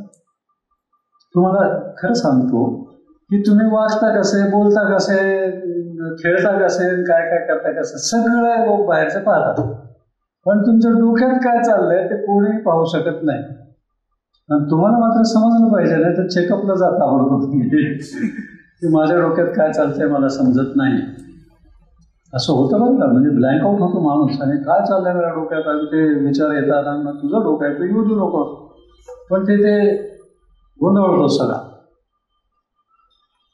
आपल्या मेंदूमध्ये खूप ॲडव्हान्स्ड मेंदू आहे. जितक्या सिस्टीम्स आहेत, जितके सेन्सेस आहेत, जितकी अंतःकरण आहे ते सगळे आपले आणीबाणी म्हणजे बाहेरच्या विचारांचं, तुमचाच भूतकाळ, तुमचाच भविष्यकाळ, त्याच्यातनं काय काय काय काय मेसेजेस येत असतात. नुसते डोळे मी तुम्हाला बसलेले पाहतो किती समोर भिंतीपर्यंत बसले, निळ्या रंगाचे कपडे घातलेले आहेत, काही मुलं आहेत, काही मुली आहेत, पाठीमागे वर्ग आहेत तिकडे पण बसले, दिवे कुठे आहेत, पंखे कुठे आहेत, हे सगळं माझे डोळे नोट करून मेंदूकडे मेसेजेस पाठवत आहेत. आता हे असे millions of messages at one time they are coming in your brain. आणि तुमच्या ब्रेन म्हणजे असे जे न्यूरॉन्स म्हणतात त्याला, ते न्यूरॉन्स तुमच्या ब्रेनमध्ये येऊन आपल्या मेसेजकडे लक्ष वेधून घ्यायचा प्रयत्न करतात. जो मेसेंजर असतो, जो दूत असतो, त्याला आपला मेसेज महत्वाचा आहे ना.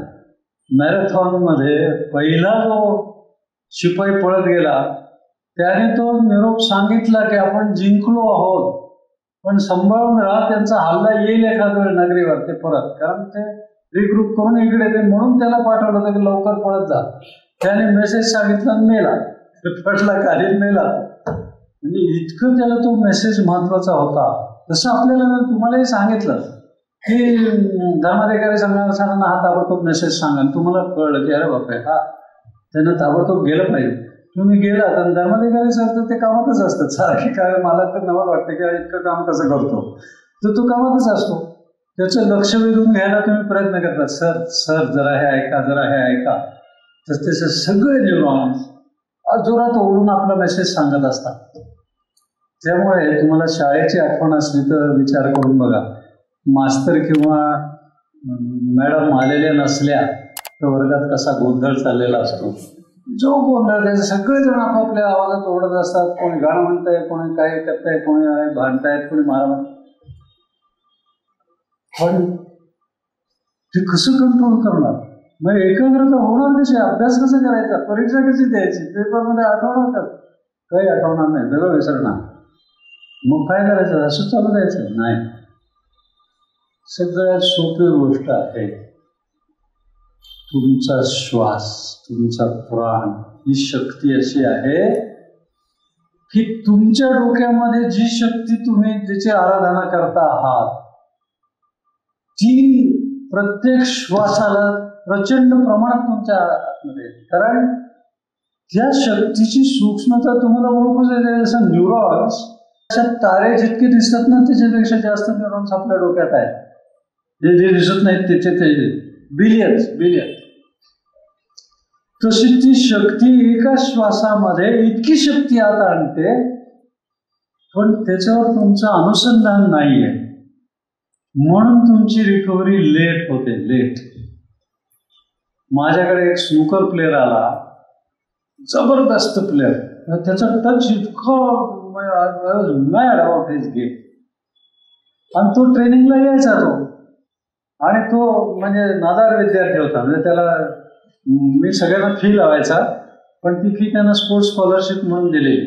त्याने हिशोब ठेवायचा की इतके पैसे तुम्हाला द्यायचे, जेव्हा सोडवून ठेवलं, पण ते आणून द्यायचे अजून देतात. म्हणजे मला खूप आनंद होतो. ते सांगतात की सर ते 17,500 तुमचे, ते माझ्याकडे हिशोब आहे, तर मी आणले, चेक आणलेला आहे, तेव्हा नोटा पण आणायच्या, आता काय उपयोग नाही नोटांचा.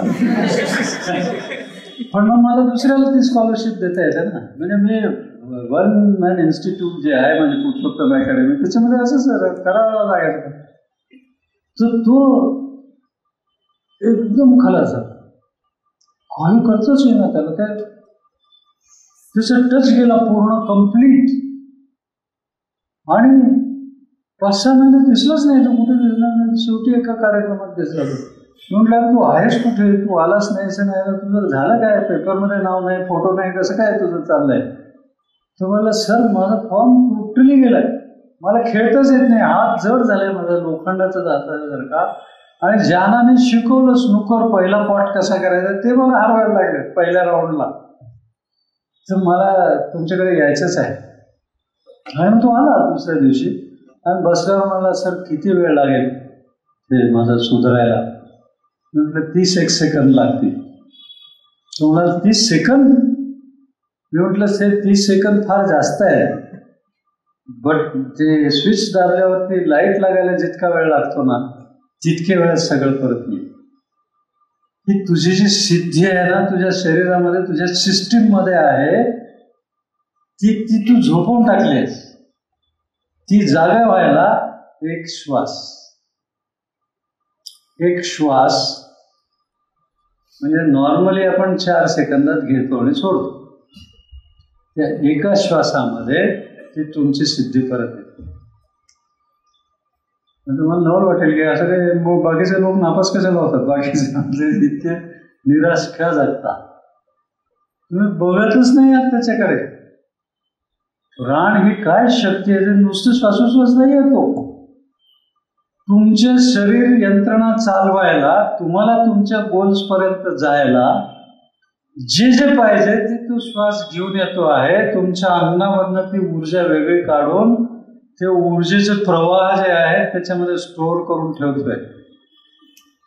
एवढी प्रचंड केमिकलची फॅक्टरी तुमच्या शरीरात आहे, तुम्हाला माहित नाही. ज्या विकाराला, ज्या रोगाला जे औषध पाहिजे ते तुमच्या सिस्टीम मध्ये तयार होतं. काही करावं लागत नाही. कॅन्सरचे रोगी बरे झालेत. म्हणजे मी तुम्हाला सांगतोय की कॅन्सर हा त्या सेल्सचा आपल्या जबाबदारीविषयी, कामाविषयी गैरसमज आहे. म्हणून ते बलतीकडे जाऊन तिकडे ती गाठ व्हायला लागते मोठी. ऑपरेशन केल्याशिवाय हा बरा होणार नाही, आणि बरा होईल तो 6 महिन्याच्या वर जगणार नाही, असं डॉक्टरनी सांगितलेला cancer patient without operation, without chemotherapy, without radiation पूर्ण बरा झाला. आणि ती गाठ कुठे गेली माहित नाही. परत सगळे टेस्ट केल्यावर काय केलं तुम्ही? काही नाही केलं, ध्यान केलं. ध्यान नुसतं ध्यानाने ते नाहीच होतं. आणि ते सेल्सनं फक्त जागा केलं, त्यांना सांगितलं की तू इकडे काय करतोय, तुझ्यावर इकडे तुझ्या कामाला, ते आपलं काम करायला लागलं ना, मग आरोग्य सुधारतं. तुमच्या शरीरामधला प्रत्येक सेल, त्याला भावना आहेत, त्याला बुद्धी आहे, त्याच्यामध्ये मनाचा अंश आहे, त्याच्यामध्ये तुमच्या ज्ञानाचा अंश आहे. पण फक्त आपलं काम सोडून त्याला दिसत नाही बाहेरचा. तो नियम मोडून डिसिजन घेत नाही. व्हाईट कॉर्पस्युल जे असतात, पांढऱ्या पेशींना, त्यांना बरोबर कळतं की ही पेशी ही चालली आहे ना, ही धोका आहे, ती तिला पाठलाग करून त्याला पकडते आणि खाऊन टाकते. आणि ज्या वेळेला ज्या पेशीला जाणीव होईल की आता मी माझं काम करायला समर्थ राहिलेले नाही, त्या क्षणाला ती पेशी आत्महत्या करते. It just kills it. हे म्हणजे आत्ताचं शास्त्र बरं का.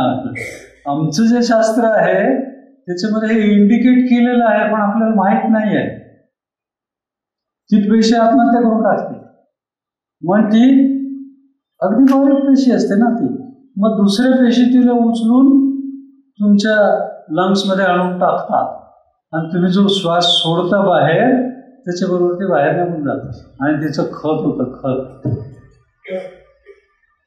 आपल्या याच्यामध्ये प्राणायामात गायत्री शिरस मंत्र म्हणतात. म्हणजे एक ते सगळ्या 7 भूमिकांच्या मनाच्या, तिथे ओंकार आणि प्रणव गायत्री, तिथे तेजाची उपासना केलेलं जे माझं शक्ती आहे, ती त्या सगळ्या याच्यामध्ये एस्टॅब्लिश करायची. त्याच्यानंतर गायत्री मंत्राचा जप करायचं. मंत्र काय आहे? काही नाही की ह्या त्रिभुवनाला व्यापून असणाऱ्या सविता देवाच्या तेजाचं मी ध्यान करतो. मी ध्यान करतो आहे म्हणजे आम्ही ध्यान करतो असं त्याने म्हटलं. म्हणजे माझ्या संपर्कातल्या सगळ्या व्यक्तींच्यासाठी मी ही शक्ती निर्माण करतोय, त्यांना पण फायदा होईल. म्हणजे मी जप करतो, मी ध्यान करतो तेजाचं, आणि ते तेज माझ्या संपर्कात असलेल्या सगळ्या व्यक्तींना पण प्रेरणा देतात. ते आम्हाला उत्तम प्रेरणा देवो. प्रेरणा म्हणजे काय? फक्त तुम्हाला जे करायचं आहे ते तीव्रतेने करावं असं वाटणं. काही भिक्षा नाही मागितलेली, मी करणारच आहे. फक्त मला ती जी प्रेरणा तू देतोयस ना, ती समजून घ्यायची जाणीव मला येऊ दे. एक अजपाजप याचा मंत्र आहे की त्वया ऋषिकेश हृदयस्थिते ना यथा नियुक्तोस्मि तथा करोमि. म्हणजे जो ईश्वर आहे ना, तो सगळ्याचा स्वामी आहे. मग इंद्रियांचा स्वामी तो आहेच. तो ह्या सगळ्याच्या देवता आहेत माझ्या शरीरामध्ये काम करणाऱ्या, त्या देवतांचा तू स्वामी. कळलं का? तू जे सांगशील ते मी करेन, असे ते प्रतिज्ञा आहे की तुला जे करायचं आहे ना, तीच माझी प्रेरणा आहे, ते मी करेन. ते माझ्यासाठी नाही आहे, या शरीरासाठी नाही आहे, संबंध समाजासाठी आहे. ते जर मी करणार नसून माझा उपयोग काय आहे? माझ्या शक्तीचा उपयोग काय? माझ्या ज्ञानाचा उपयोग काय? माझ्या समृद्धीचा उपयोग काय? मी ते लपवून ठेवलेलं धन जे असतं ना, ते किती पटकन नाहीच होतं मागच्या महिन्यात कळलं. तुझ्या नोटाचं काय करायचं काय? ते जाळून आता पुठ्ठे कार्डबोर्ड बनवायला लागले. ते त्याच्यात ना बारीक तुकडे करायचे आणि ते प्रेस करून कार्डबोर्ड, ते आपले जे हे लिहिण्याचे बोर्ड वगैरे त्याचे बनवते. म्हणजे केवढं आपण कोट्याधीश झालो एकदम. नाही म्हणजे ते सोन्याचेच दागिने घालतात. अंबर खास बनवलं त्याने सोन्याचा. तसं हे नोटांचे आपण टेबल बनवून त्याच्यावर ठाम करू. केवढी समृद्धी आहे, केवढी श्रीमंती आहे. पण हा जो भाग आहे हा समजून घ्यायला हवा. आणि ते दुर्योधनाला कृष्णाने विचारलं महाभारतामध्ये की अरे तू का असं दुष्टपणाने वागतोस, तुला एवढी सत्ता आली आहे हातामध्ये. तर त्याने त्याला उत्तर दिलं की जानामि धर्मम नच मे प्रवृत्ती. म्हणजे मला धर्म कळतो, पण तिकडे माझी प्रवृत्तीच होत नाही. जानामि अधर्मम, जानाम्य धर्मम म्हणजे मला अधर्म पण कळतो, पण त्याच्यापासून मला निवृत्त होता येत नाही. मला कळतंय की हे मी सिगरेट प्यायला तर मरून जाईल, कॅन्सर होईल, तरी पण मी पितो, मला त्यातनं सुटका नाही, सुटत नाही मी. तर केनापि देवेन हृदय स्थितेन, म्हणजे कोणीतरी देव माझ्या हृदयात बसलेला आहे, तू सांगतो तसं मी करतो. तर आमच्या गुरुजींनी जेव्हा मला हे शिकवलं की हे त्वया ऋषी केश हृदय स्थितेन यथा नियुक्तोऽस्मि, तर पहिला भाग तोच आहे, जानामि धर्मं न च मे प्रवृत्तिः जानाम्य धर्मं न च मे निवृत्तिः त्वया ऋषी केश हृदय स्थितेन यथा नियुक्तोऽस्मि तथा करोमि. मी म्हटलं दुर्योधनाचा जो श्लोक आहे तो आपण कशाला म्हणायचा, म्हणजे तर गुरुजींनी सांगितलं की दुर्योधन स्वतःची जबाबदारी टाळायचा प्रयत्न करतोय, तो त्या देवावर जबाबदारी टाकतोय की कोणीतरी देव आतमध्ये बसलाय, तू जसं सांगतो तसं मी करतो, तर मला कसं पाप लागेल, नाही का? म्हणजे कोणीतरी एक जण मला सांगतोय ते मी ऐकतोय, असं नाही चालत. तर हे तुम्ही प्रतिज्ञा करताय की तू आत बसलेला आहेस, तू सांगशील तसं मी करेन. दोघांच्या मध्ये फरक आहे की ही ते थाळस आहे ना, हा भित्रेपणा आहे, जबाबदारी टाळणं आहे, जबाबदारी घ्यायची असते. ज्याला अधिकारी बनायचं आहे, ज्याला कार्यकर्ता अधिकारी बनायचं आहे, ज्याला कार्यकर्ता बनायचं आहे, त्याने जबाबदारी नाही टाळायची, घ्यायची जबाबदारी. आणि तुम्हाला सांगतो, जबाबदारी घेणारा माणूस सगळ्यांना आवडतो.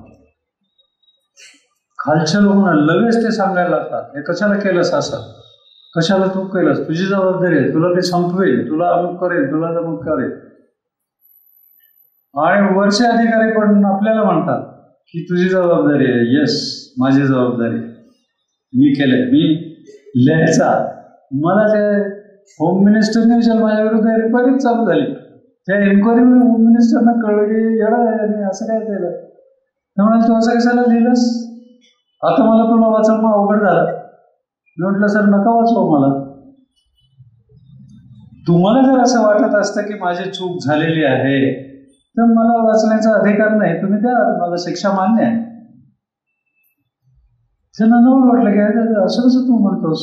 मी म्हटलं मी सत्य आहे ते मांडलेलं आहे, ते चूक झालेली आहे माझी, बदमाशी नाही. माझी समजूत अशी आहे की शासनाने चुकीला माफीच दिली पाहिजे आणि बदमाशीला ठेचलंच पाहिजे. माझी जर बदमाशी असेल असं तुम्हाला वाटत असेल ना, ठेचा मा, सोडू नका. काही करता आलं नाही त्याला, होम मिनिस्टर होता, माझ्या विरुद्ध होता, मला माहिती आहे, त्याला त्याचे कान भरलेले होते लोकांनी, काही केलं नाही. ते सगळ्यांना नवल वाटलं की अरे हे काय, त्यांची अशी ऑर्डर आली की दिस इज मच अबाउट नथिंग, म्हणजे या एन्क्वायरीला अर्थच नाही आहे.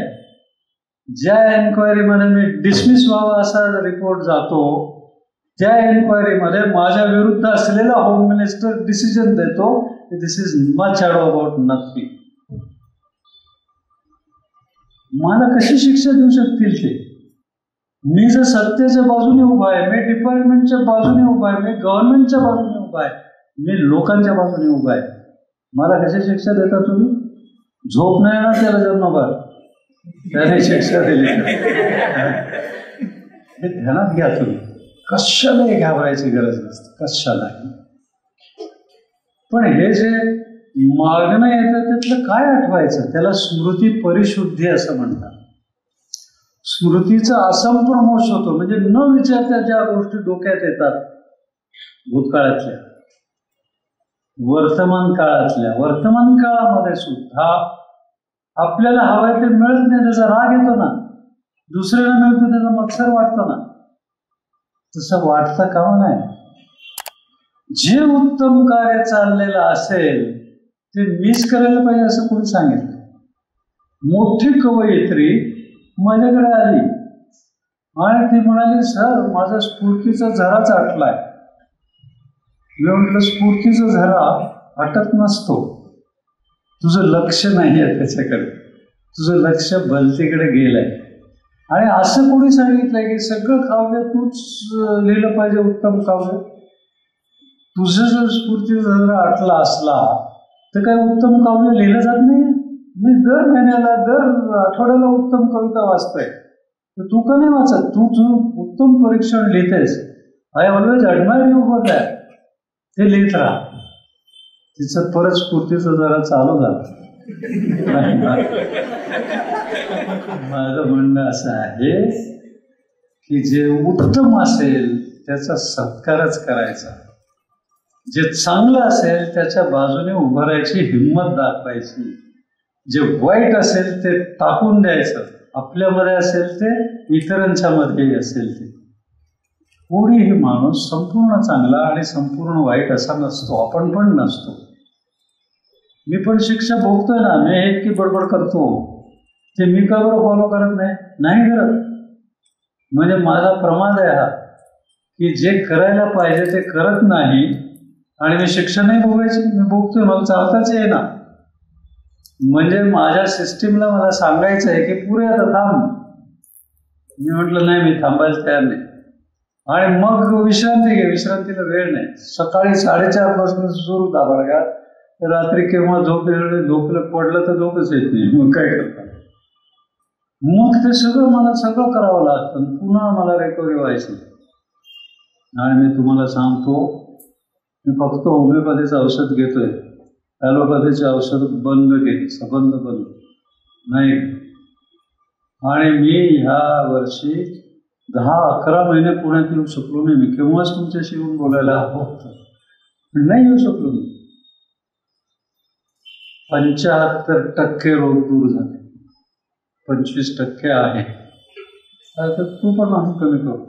पण हे हा जो भाग आहे तो तुम्ही ध्यानात घ्या. मी जर हे करून प्रयोग करून एस्टॅब्लिश केलं नाही, तुम्हाला सांगायला लागलो तर तुम्ही ऐकायचं नाही. कचऱ्याची टोपलीत टाकून देते. उगीच काहीतरी वाचतातच आम्हाला येऊन सांगतो, असं नाही. What I don't believe in I have not tell you.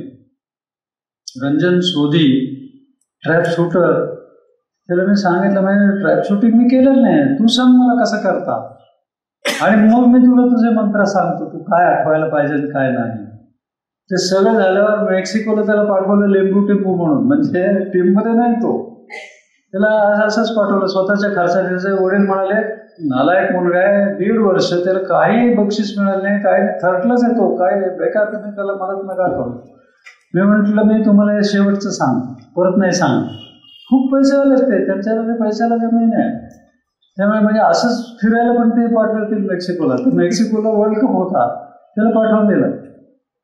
मी म्हटलं एकदाच त्याला पाठवा, तो चांगला करतोय, तिथे जा. तिथे गेल्यावर त्याने ते जास्त सिरियसली केलं मी सांगितलं, कारण मी पाठवल्यामुळे त्याला फार आनंद झाला. आणि तिकडनं त्याचा मला फोन आला, sir everything you told is working. मी म्हटलं that is why I told you. I know it will work.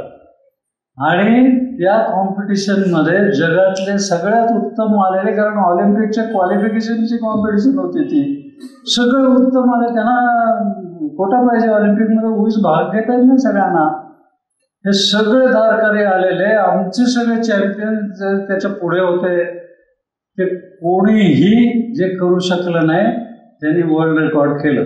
लिंबू टिंबू खेळायला नाही आमचा. मग त्याला घ्यावं लागलं टीममध्ये. काय करते वर्ल्ड रेकॉर्ड एकदम. तो परत आला, त्याने मागे वळून पाहिलाच नाही. तो वर्ल्ड नंबर 1 झाला. खेलरत्न अवॉर्ड जिंकला. अर्जुन अवॉर्ड असंच खेलरत्न अवॉर्ड जिंकला. हे तू करू शकला का बरं? कारण ती श्रद्धा ती तुमच्यामध्ये ती निर्माण झाली पाहिजे. प्राण आणि श्रद्धा यांचं पक्क नातं आहे. तुम्हाला जे नाव कमवायचं आहे ना, त्याच्यासाठी प्राण आणि श्रद्धा. श्रद्धा म्हणजे काय की अमुक देवाला नारळ फोडला की ते परीक्षेत पास व्हायचं नाही, ती अंधश्रद्धा आहे. आणि अंधश्रद्धेच्या विरुद्धची जी चुकीची श्रद्धा आहे, त्याने मारलं ना त्याला नरेंद्र दाभोळकर. म्हणजे तो इतका चांगला माणूस, I can't imagine how can anybody kill Narendra Dabholkar, की जो तुम्हाला विचार करायला सांगतो त्यालाच तुम्ही गोळी घालता. म्हणजे काय अर्थ काय? तू काही करत नाही. तुम्हाला काही नरेंद्र दाभोळकरकडे काय सत्ता होती?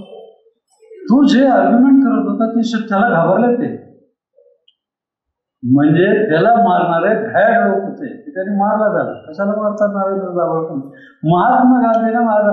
मला एकाने उठून बरोबर विचारलं की सर नथुराम गोडसे हा हुतात्मा होता, असं तुम्हाला वाटत नाही का? म्हटलं नथुराम गोडसे तू कसा माणूस असेल, चांगला होता का वाईट होता? त्याने जे केलं ते बरोबर नाही केलं. निशस्त्र माणसाला जो गोळी घालतो तो तुमच्या मध्ये शूर आहे. तो म्हातारा निशस्त्र माणूस काय काय करतो तो? महात्मा गांधींच्या हातात काय नाही, ती काठी आपण खाली पडू नये म्हणून घेतलेली काठी त्यांच्या हातात, दुसरं काय नाही.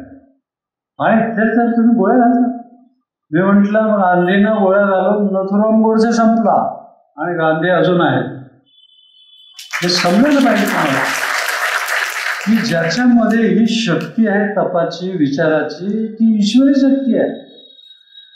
की गांधींना परत बीजेपी ऑपोजिट पार्टी आहे गांधींचा. गांधीने काँग्रेसला हे दिलं होतं ना, पण बीजेपीला गांधींना परत डोक्यावर घ्यावं लागलं, दुसरा मार्ग नाही. विचार जे असतात त्यांची शक्ती, तशी तुमच्या मनाची जी शक्ती आहे ना, तुम्हाला माहित नाही किती शक्ती आहे. ती जबरदस्त शक्ती आहे. ऑलिम्पिक्समध्ये ते लोक कशाला हे घेतात, ड्रग्स घेतात, मला माहित नाही, जरूरच नाही आहे. अजून मनाच्या शक्तीचा 1% सुद्धा ताकद असलेले ड्रग्ज निर्माण झालेले नाही. मी अनुभवाने सांगतो.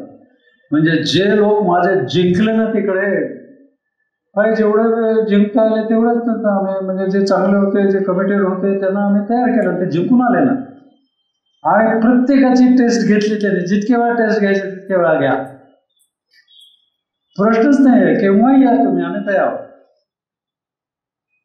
कुठले ड्रग्ज न घेता ते. आणि एवढा बहुमान आम्हाला मिळवून दिला. अटलांटाला मी आमच्या टीम बरोबर गेलो रायफल शूटिंगच्या. अंजली, सुमा आणि दीपा तिघी तिथे होत्या आणि तिघी फायनलमध्ये आल्या. अंजलीने गोल्ड आणि ऑलिम्पिक कोटा जिंकला. आता तिथे प्रत्येक कोच तो आपला आपला याच्या मागे बसून कॉम्प्युटरवरती ते फीडबॅक घेत होता. म्हणजे प्रत्येक शॉट कसा गेला, ते मेन कॉम्प्युटर त्यांचं कनेक्टेड, तिकडनं हे यायचं आणि ते आपले कॉमेंट त्याला ॲड करायचे प्रत्येक शॉटला. तर मी ते पाहून चाटच पडलो. मी म्हटलं ते सगळं झाल्यावर संध्याकाळी आम्ही बसलो गप्पा मारायला. तर त्यांना म्हटलं की हे सॉफ्टवेअर आम्हाला द्या ना. ते म्हणाले हे तुमच्याकडे नाही आहे. मी म्हटलं नाही. मी त्यांना सांगितलं नाही आमच्याकडे बंदुका पण नाही. कारण अक्षरशः 1.5 बंदूक होती आम्ही सुरू केलं तेव्हा. 1.5 म्हणजे एकच धड होती, दुसरी सारखी मोडायची. त्यामुळे निम्मा वेळ ती अवेलेबलच नसायची, दुरुस्तीला पडलेली असे. त्याच्यावर आम्ही तयार केले आहे ना. तर मग ते म्हणाले की मग तुम्हीच आम्हाला लेक्चर द्या की हे सगळं नसताना तुम्ही कसे उभे केलं की सगळ्या जगातल्या 80 बेस्ट रायफलिस्टमध्ये तुमच्या तिघीच्या तिघी फायनलला येतात, तुमची मुलगी गोल्ड जिंकते, ऑलिम्पिक कोटा जिंकते. हे कसं केलं तुम्ही? हे आम्हाला सांगा. एवढा माझा बहुमान झाला तो काय. म्हणून त्याने मला विचारायचं की एक फडतूस देशाचा माणूस आलाय, फाटका ज्याच्याजवळ बंदूकही नाही, कॉम्प्युटरही नाही, काही नाही, त्याला ते इतका मान देतात. आणि तो मन खरा त्यांचा आहे. त्याने सगळ्यांनी करून दाखवलं. मी त्यांना सांगितलं की तुम्हाला नोकरी नाही मिळते ना, या आम्ही तुम्हाला IAS IPS करतो. आम्ही चाणक्य मंडळ सुरू केलंय आणि सगळे ब्रिलियंट होते. ज्यांचं टायमिंग स्पोर्ट्स फील्डवर चांगलं असतं ना, त्यांचे ब्रेन उत्तमच असतात डेव्हलप झालेले, काळजीच नाही. ते कोणीही माझ्या विद्यार्थ्यांच्यापैकी डिसेंबर-जानेवारीपर्यंत अभ्यास करत नाही आणि कोणीही डिस्टिंक्शनच्या खाली पास होत नाही. दुर्गा देवरे आमची ॲथलीट आहे. तिने यूथ एशियन चॅम्पियनशिपमध्ये गोल्ड मेडल जिंकलं आणि आले. तिला स्पॉन्सरशिप मिळाली आणि ते स्पॉन्सर मिळाले की तिचे ते ट्रेनिंग शेड्यूल रेग्युलर फॉलो झालं पाहिजे. ती म्हणाली माझी परीक्षा आहे, माझी आता 10वीची परीक्षा आहे, त्याने 10वीच्या परीक्षेला जाते आणि परत येते. म्हटलं तू वर्षभर अभ्यास केलेला नाही आहेस, नंतर तू ऑक्टोबरमध्ये बस, पुन्हा घेतात ते परीक्षा. ती म्हणाली नाही मला आत्ताच बसायचं. आमच्याशी भांडून ती तिकडनं आली, बसमध्ये आली बिचारी. बसमध्ये 8 दिवस तिने जाऊन अभ्यास केला आणि 92% मार्क मिळवले त्या परीक्षेमध्ये. म्हणजे जे वर्षभर ते 90-92 मिळवत त्यातनी पण 92% मारणार. तिची डेव्हलपमेंट होती. ते टायमिंग जे असतं ना, जे करेज असतं डिसिजनचं, ते कोर्स ग्राउंडवर डेव्हलप होतं, ते योगामध्ये डेव्हलप होतं, ते प्राणायामामध्ये डेव्हलप होतं. फेसिंग ॲडव्हर्सिटीज, कोपिंग स्किल्स ही जी आहेत ना, ती अनुलोम विलोम प्राणायामाने डेव्हलप होतात. तुमचे अमृत प्राणायाम मी दिलेले आहे, तो अमृत प्राणायाम करा, अनुलोम विलोम प्राणायाम करा, कपालभातीचा प्राणायाम करा. जो जिथे ती एनर्जी वापरली गेली आहे ती तिथेच अडकून पडते, कारण आपण श्वसन क्रिया पूर्ण करत नाही. तर ती अडकून पडलेली कपालभातीच्या क्रियेमध्ये ती लंग्समध्ये येते. निरोप जातो सगळ्यांना की आता या आणि टाका इकडे. सगळ्या पेशी त्यांना उचलून घेऊन तो कचरा टाकतात आणि बाहेर निघून जातो. अमृत प्राणायामामध्ये दीर्घ श्वसनाने पूर्ण तुमचे लंग्स भरतात आणि पूर्ण लंग्स रिकामे होतात, पूर्ण कचरा बाहेर जातो आणि पूर्ण प्राणशक्ती, तुम्हाला हवी असलेली प्राणशक्ती, तुम्हाला आत्ता परीक्षेची एकाग्रता पाहिजे ना, ती परीक्षेची एकाग्रता, तो कॉन्फिडन्स, ते धाडस तुमच्यामध्ये येईल. आणि तुम्ही सांगाल की येऊ द्या, कोण हे काय साधा पेपर कशाला, अवघड काढा, मी दाखवतो. पेपर अवघडच असायला पाहिजे, सोपा कशाला काढायचा. कॉम्पिटेटिव्ह परीक्षा आहे, कॉम्पिटेटिव्ह परीक्षेमध्ये सोपा पेपर काढला तर ते एक्झामिनरची पंचायत, की घ्यायचं कोणाला, सगळेच पास होत आहेत. ह्याच्यात पास नाही होत ना, जे टॉपला येतील त्यांनाच घ्यायचं आहे. आणि केव्हा तरी ते तिरंगी झेंड्याचा अभिमान बाळगायला शिकूया ना. केव्हा आपण करणार आहोत, नाही समजून सांगावं लागतं की उभे राहा, आता राष्ट्रगीत म्हणायचं आहे की मी नाही उभा राहणार, मी जातो, मी नाही म्हणणार राष्ट्रगीत, नॉनसेन्स. आणि हे कुठून सुरू होतं की ज्या गल्लीत तुम्ही राहता, ज्या कुटुंबात तुम्ही जन्माला आला आहात, ज्या शिक्षण संस्थेत तुम्ही शिकत आहात, चाणक्य मंडळाचा ब्रँड तुम्ही उभा करायचा आहे संबंध. त्याचा जर अभिमान नसला तर तुम्हाला त्या तिरंगी झेंड्याचा अभिमान कसा वाटेल. त्या झेंड्याचा अभिमान वाटला पाहिजे. आणि फक्त खेळामध्येच, आंतरराष्ट्रीय स्पर्धांच्या मध्ये तो तिरंगी झेंडा वर लागतो. या मुलींना नोकऱ्या नाहीयेत, मी सांगायला लागलो IAS व्हा, IPS व्हा, ते नक्की झाल्या असत्या आत्तापर्यंत. ते कुठेतरी कमिशनर, सेक्रेटरी असे झालेले असतात, DGP. पण त्यांनी सांगितलं की सर, आमच्या ह्या करिअरबद्दल तुम्ही बोलायचंच नाही. तुम्ही आम्हाला सांगितलंय की आपलं राष्ट्रगीत वाजवायचं इंटरनॅशनल कॉम्पिटिशनमध्ये, ते कसं वाजवायचं तेवढंच तुम्ही आम्हाला सांगा. आणि त्याने क्लार्कच्या नोकऱ्या पकडल्या रेल्वेमध्ये. अंजलीने असिस्टंट सब इन्स्पेक्टर सुद्धा नाही, जमादाराची नोकरी पकडली CISF मध्ये. कारण मिडल क्लासमधून आल्या, पैसे आणायचं कुठून. आणि त्याने त्या तिघींनी 200 वेळा आतापर्यंत आपलं राष्ट्रगीत वाजवलंय तिकडे. आंतरराष्ट्रीय गोल्ड मेडल जिंकायचं असतं, वर्ल्ड रेकॉर्ड्स केली आणि जिंकलं. साधं नाही, म्हणजे उगीच मागायला नाही गेले की आम्हाला, म्हणजे आमच्याच लेवलचे प्लेयर्स, त्या वरच्या लेवलच्या आम्हाला त्यांच्याशी आम्ही खेळतो आणि जिंकतो, असं नाही करायचं. कोण येत आहे, माझ्यापेक्षा कोण जास्त चांगला आहे, त्याच्यापेक्षा मी उत्तम बनून दाखवतो किंवा दाखवते, ही हिंमत तुम्ही बिल्डअप करायची असते. आणि कॉम्पिटेटिव्ह परीक्षेमध्ये तर ही हिंमत फार गरजेची आहे. कोणीच तुमच्या पुढे नाही जाऊ शकणार. माझं चॅलेंज आहे, चॅलेंज. मी इथे विषय ठेवतो टेबलावर ॲट रँडम, ते उचलायची तुम्ही चिठ्ठी.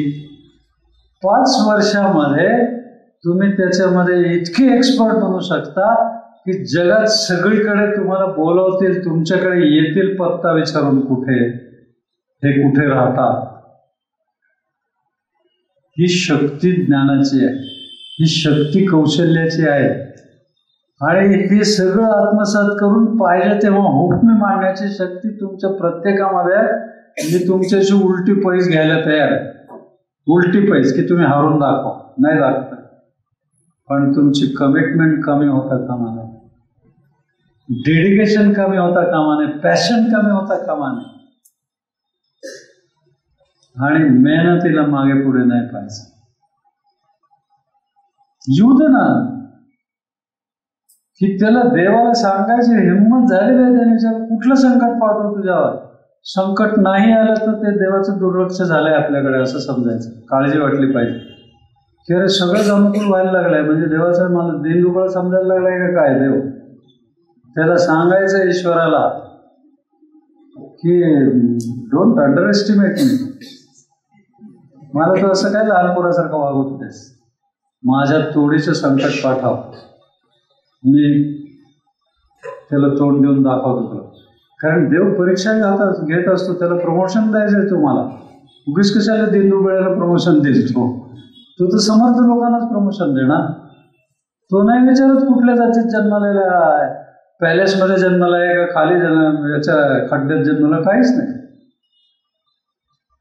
जितू राय आमचं बेस्ट शूटर आता आहे, तो असं झालाय फरक याच्यात नाही. हे अंजली सुमा अजून त्या इंडियाच्या ए टीम मध्ये आहेत, आणि दुसऱ्या ज्या मुली आहेत त्या 15-16 वर्षाच्या त्यांनीच तयार केलेल्या त्यांच्या टीम मध्ये बरोबर त्यांच्या खेळतात.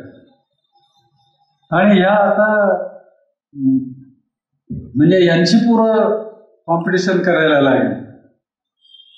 इतक्या वयामध्ये ते उत्तम कसं काय करू शकताय, करता येतं. कारण त्यांची उपासना, त्यांची आराधना इतकी जबरदस्त आहे की ते स्किल सोडतच नाही. त्यांना दुसरीकडे एक्सप्रेस होत नाही ना, ते कुठे जाईल. जेवढं म्हणून स्किल आहे, जेवढं म्हणून ज्ञान आहे, ते आसुसलेलं तुमच्याकडे यायला. तुम्हीच त्यांना टाळून देताय. नको मी इकडे तिकडे नाही, ते येईल तिकडनं मी पळून जातो, मग कसं येईल. माझं लक्षच नाहीये त्याच्याकडे. नाही, तुमचा अवधान, तुमचं चॉईस ऑफ फोकस. माझा चॉईस ऑफ फोकस टेम्पटेशन कडे असला, मी जर प्रसादाकडे बघून माझ्या तोंडाला पाणी सुटतंय आणि गणपतीची आरती चालली आहे, तो गणपती काय येडा वेळ आहे का तुमच्यावर प्रसन्न व्हायला. नाही, तो म्हणेल तू खा, पेढा खा, मोदक खा, परीक्षा त्याच्याबद्दल नको बोलूच. तुला खायला देतो जितकं पाहिजे तितकं, ते पचत नाही ना. रोज तेच खाल्लं तरी आता काय दिवाळीची वाट नाही पाहावं लागत. बाहेर पडलं की दिवाळी, तुम्हाला काय ऑर्डर दिली की मिळतं. जिभेचे लाड नाही करायचे, शरीराचे लाड नाही करायचे, मनाचे तर मुळीच नाही करायचे. भीती वाटली at all costs, be afraid of everything, doesn't matter, but do it all this way. किती भीती वाटत असते ते करायचंच. करायला जरूर असले तर 10व्या मजल्यावरून उडी मारून पाहतो वगैरे असं नाही. कारण ते पुढच्या जन्मातच कळेल काय होतं ते, त्या जन्मात कळणारच नाही. हा जो भाग आहे ना, धैर्य, त्याला धैर्य म्हणतात. आपल्या ह्या सगळ्या अंतःकरणांच्या मागे एक विशेष शक्ती आहे, त्याला धृती असं म्हणतात. धृती धैर्य आणते. धृती ही खरी आत्म्याची शक्ती आहे. ती प्रयत्न करते पकडून ठेवायला तुमच्या बुद्धीला, तुमच्या मनाला, तुमच्या इंद्रियांना. तुमचं मन तुमच्या इंद्रियांचा लगाम झालं पाहिजे, त्याने इंद्रियांना खेचून ठेवलं पाहिजे, बुद्धी सांगेल त्या दिशेला नेलं पाहिजे. तुमची डिसिजन्स इमोशन्स वरती नाही, तुमच्या इमोशनल इंटेलिजन्सनी, बुद्धीने सांगितलेलं जे ऍक्सेप्ट केलं त्याच्यावरती तुमची डिसिजन्स पाहिजे, आणि ते इम्प्लिमेंट करायची हिंमत पाहिजे. तर तुम्ही काही कराल ना, नाही तर काय करणार. नाही तर प्रेक्षक आहेतच, नाही तर आमचे हिरो काय आर्ची आणि परशा, ते दर 4 वर्षांनी दुसऱ्या आर्ची आणि परशा येणार, कारण ती येणारच ना ते. हा जो भाग आहे ना, हा निसर्गाचा सगळ्यात मोठा चावटपट आहे. बरं तुम्हाला सांगतो की दोन संपूर्ण विरुद्ध स्वभावाची माणसं एकत्र येतात, लग्न करतात, त्यांना मुलं होतात. मुलं झाल्यावरती निसर्गाला माहिती आहे की यांचं एकामेकांच्या प्रेमाचं काम संपलं. ज्या वेळेला पहिल्यांदा लग्न होतं ना, तर त्यांचं नशीब असेल तितके दिवस त्या मुलीला वाटतं की काय मला नवरा मिळालाय, ग्रेट. आणि त्याला पण वाटतं केवढं भाग्य माझं की तू माझ्या वाट्याला आलीस. नथिंग नाही. तर त्यांचं नशीब जेवढं चांगलं असेल तितके दिवस ते टिकतं. साधारणपणे काही वर्षांनी तुम्ही जाऊन भेटला तर तो म्हणतो कुठूनही दोन गळ्यात बांधतो. आणि प्रत्येक बाईची खात्री असते की मी म्हणून याच्याबरोबर संसार करते, दुसरी कोणी असते तरी सोडून निघून गेली असते, तर जात नाही. ते चांगलं आहे, नशीब आहे. खबर असं होतं, तिचे प्रेम होतं ना ते खरं होतं, खोटं नाही आहे, ऍक्टिंग नाही आहे, ते नाटक नाही आहे. निसर्गाचा चावटपणा आहे. तो आपण तुम्हाला सांगतो की हीच खरी, हीच त्याचं ऐकता तुम्ही, येस हीच खरी. आणि तुम्ही जर सौंदर्यावर भाळून लग्न करणार असला तर धोका फार मोठा आहे. तिची एकपेक्षा सुंदर दिसली की तिकडे मग काय वेळ लग्न. लग्नाची कमिटमेंट तिसऱ्या पिढीपर्यंत असते, हे तुम्हाला माहीत असायला पाहिजे. या 25 तारखेला माझ्या आणि माझ्या बायकोच्या लग्नाला 50 वर्ष होत आहेत. 50 वर्षामध्ये आम्ही एकदाही भांडलेलो नाही, एकदाही. याचं कारण आहे माझ्या बायकोचा स्वभाव फार चांगला आहे.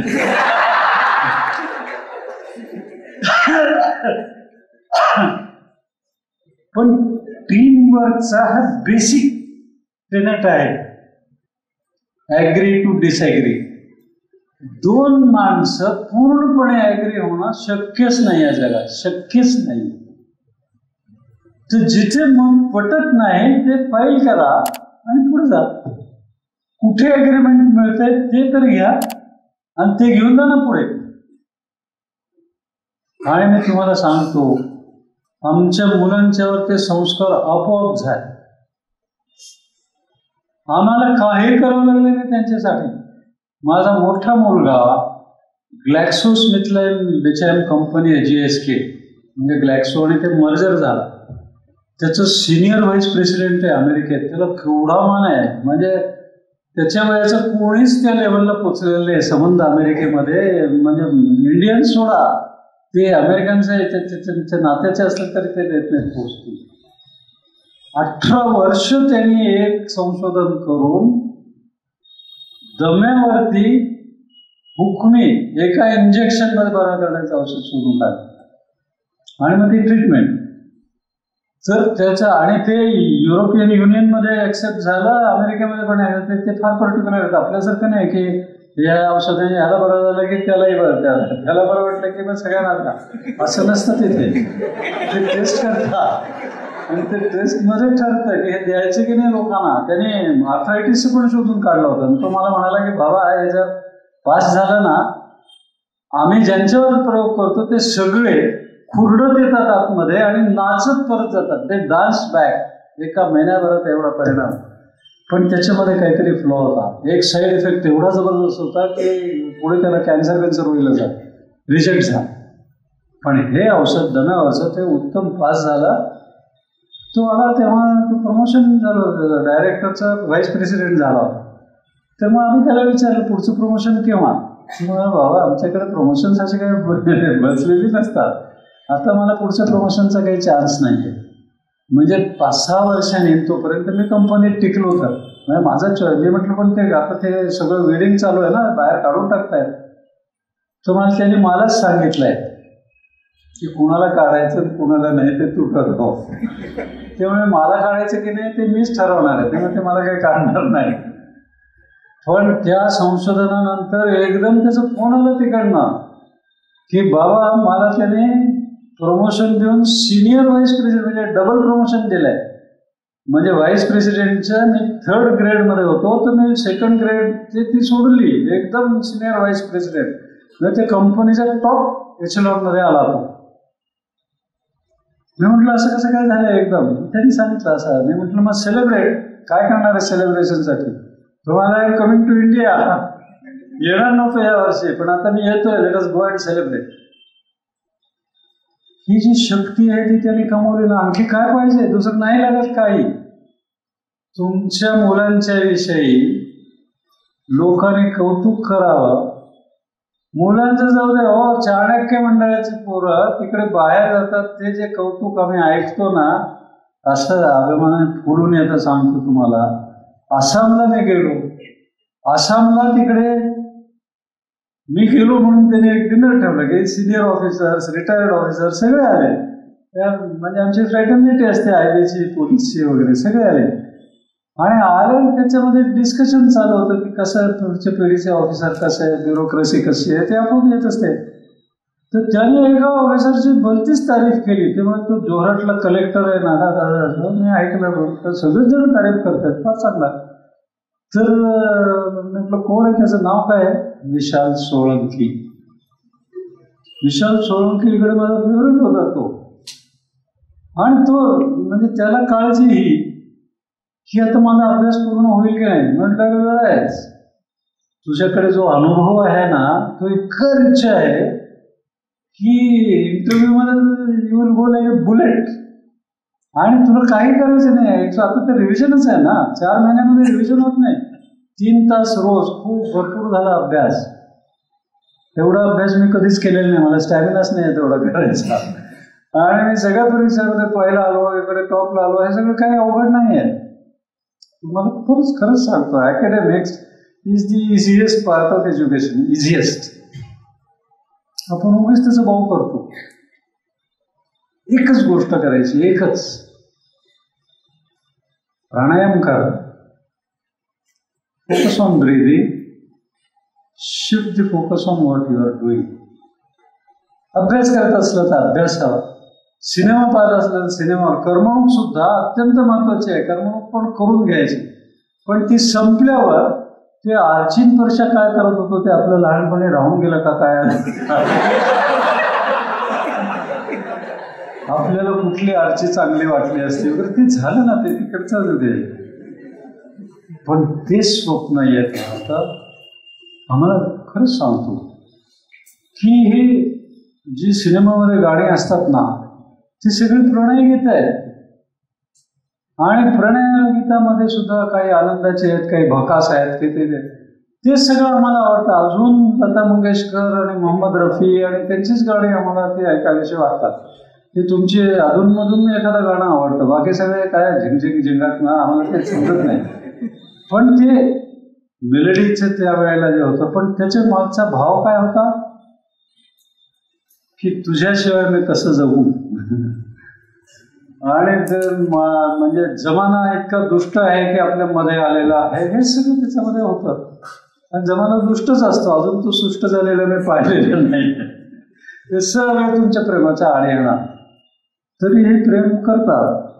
आणि ते काही वाईट नाही आहे. पण तुम्ही ध्यान घ्या की तुम्ही पुढे जाणार आहात की नाही, तिथेच अडकलेले आहात. आणि आमच्या वयाच्या लोकांना तर आम्हाला कोणी विचारतच नाही. कशाला विचारायचं तुम्हाला, कारण तुम्ही 30 रेकॉर्ड लावणार पहिलं की आमच्या वेळी असं झालं होतं, तुमच्या वेळी. अरे तुमच्या वेळी झालं हो, आता काय आहे. या पिढीची चॅलेंजेस वेगळी आहेत.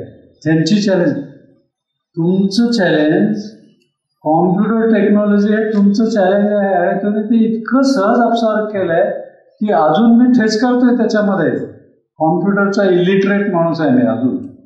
भयानक त्रास होतो, कारण ते I cannot bring myself to learn दिस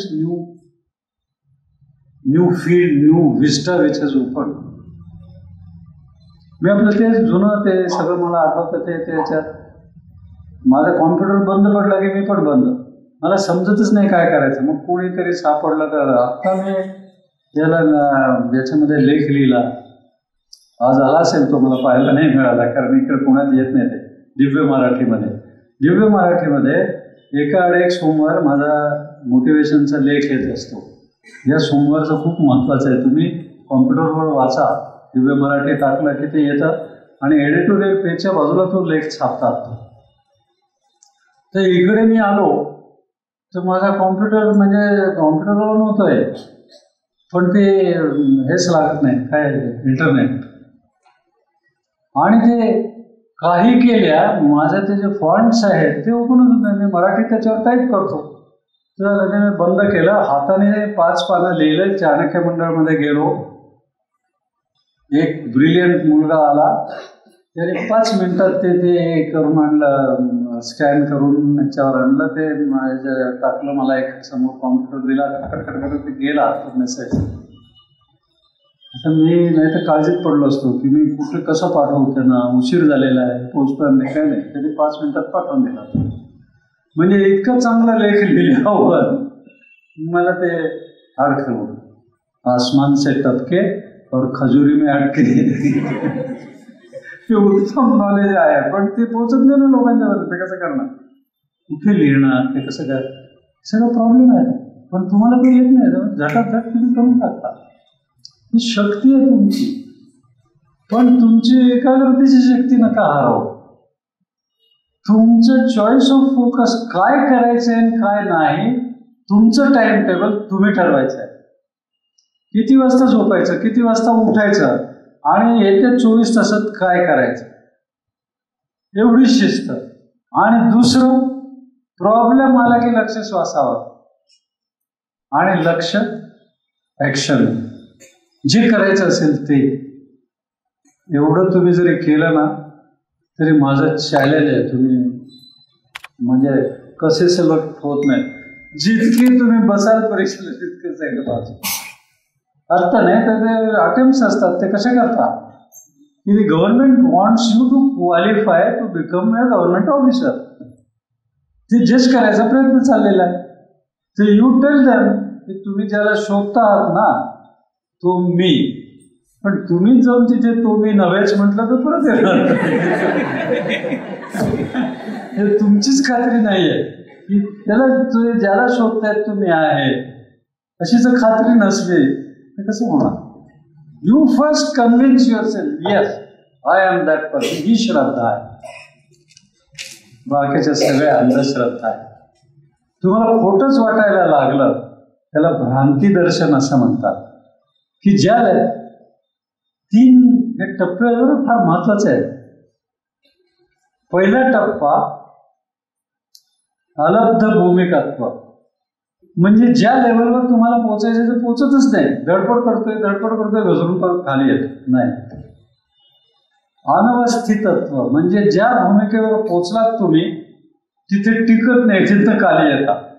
आणि तिथे टिकणं फार महत्वाचं आहे ना, कारण चॅम्पियन तर झालो, वर्ल्ड चॅम्पियन झाल्यावर पुढचं जाऊन पहिल्या राऊंडमध्ये हारलो, काय उपयोग काय वर्ल्ड चॅम्पियन. जर वेळेला मला स्वतःला सिद्ध करता आलं पाहिजे तर ते अनवस्थितत्व हा दोष आहे. आणि भ्रांती दर्शन हा मोठा दोष आहे की जी लेवल नाहीच आलेली ती आले असं समजतो.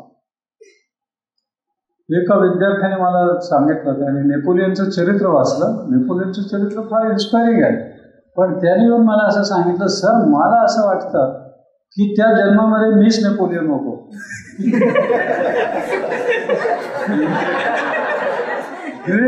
साक्षात नेपोलियनला मी भेटलो होता. नेपोलियन मला पण हिरो होता, पण तो नाही कॉम्पिटिटिव्ह परीक्षा पास होऊ शकला. नेपोलियन बसला असतं तरी झालं असतं की मला माहित नाही, कारण त्यावेळी नव्हती कॉम्पिटिटिव्ह परीक्षा. पण त्यावेळेला नेपोलियन मध्ये जी शक्ती होती ना, अचाट शक्ती, तिचं धाडस आणि अनमॅच्ड. इतिहासामध्ये फार कमी लोक सापडतात. त्यांनी पोलंड जिंकला, तर पोलंड सहज जिंकलं त्याने, म्हणजे उगीच काय गडबड करताय हॅलो तिथे हारले पोलंड. तिथे पोलंडच्या लोकांना म्हटलं एवढे मोठे ग्रेट आम्ही, एवढी वंश परंपरा आमची, त्यांना हरवलंय फ्रेंच लोकांनी, त्यांना दाखवतोच. मग त्याने एक बडा खाना ऑर्गनाईज केला, मेजवानी. ते मेजवानीमध्ये एका बाजूला पोलीस सरदार आणि एका बाजूला नेपोलियन. म्हणजे फ्रेंच सारखा. Napoleon head of the table, कारण जिंकलेला आहे तर त्याला बसवावंच लागतं, तर तो हेड ऑफ द टेबल.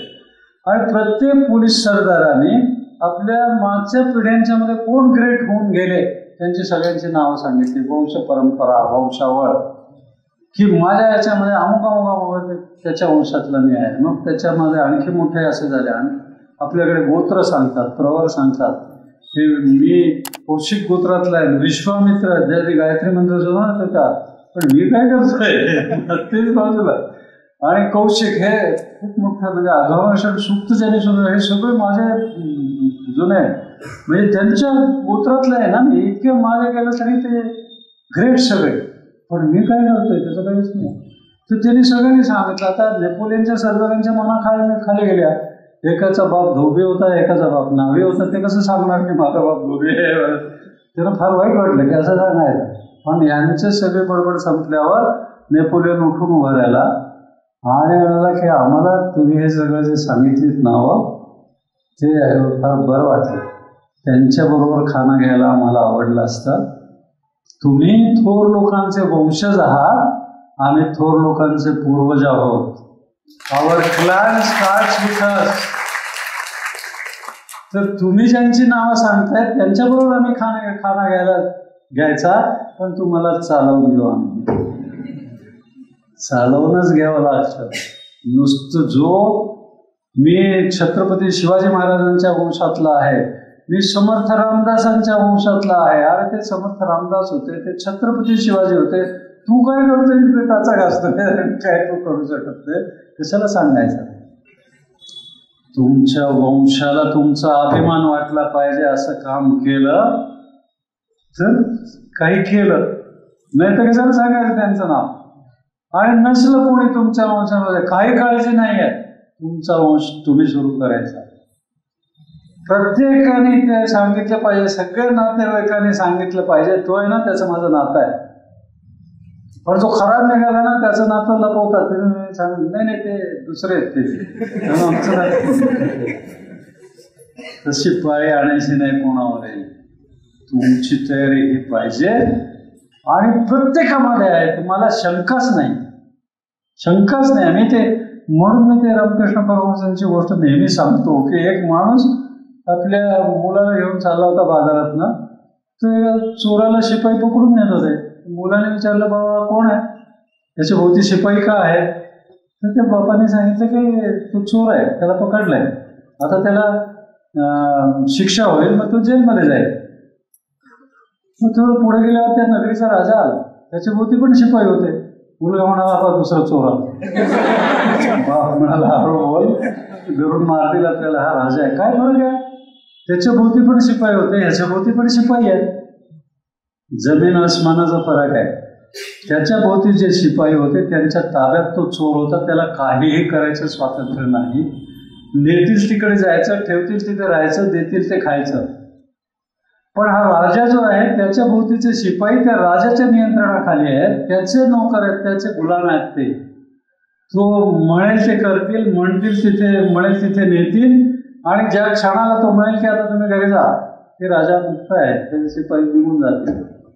ते का सांगितलं की आपले अंतःकरण, मन, बुद्धी, अहंकार, चित्त, आपली वाणी, आपलं ज्ञान, आपलं कौशल्य, आपल्या भावना, आपले विचार, हे सगळे शिपाई आहेत. आपण त्यांच्या ताब्यात असलो तर आपण चोर आहोत, आणि ते आपल्या ताब्यात असलो तर आपण राजा आहोत. चॉईस आपला आहे. राजा व्हायचं, महाराणी व्हायचं, जयललिता व्हायचं की नाही, तुमच्या हातात आहे. काही काळजी करायची जरूर नाही. तुमच्यापैकी प्रत्येक जण राजाच होणार आहे, महाराणीच होणार आहे, मला खात्री. मग मी तेव्हा भेटायला येईन, तेव्हा माझी आठवण ठेवा. धन्यवाद.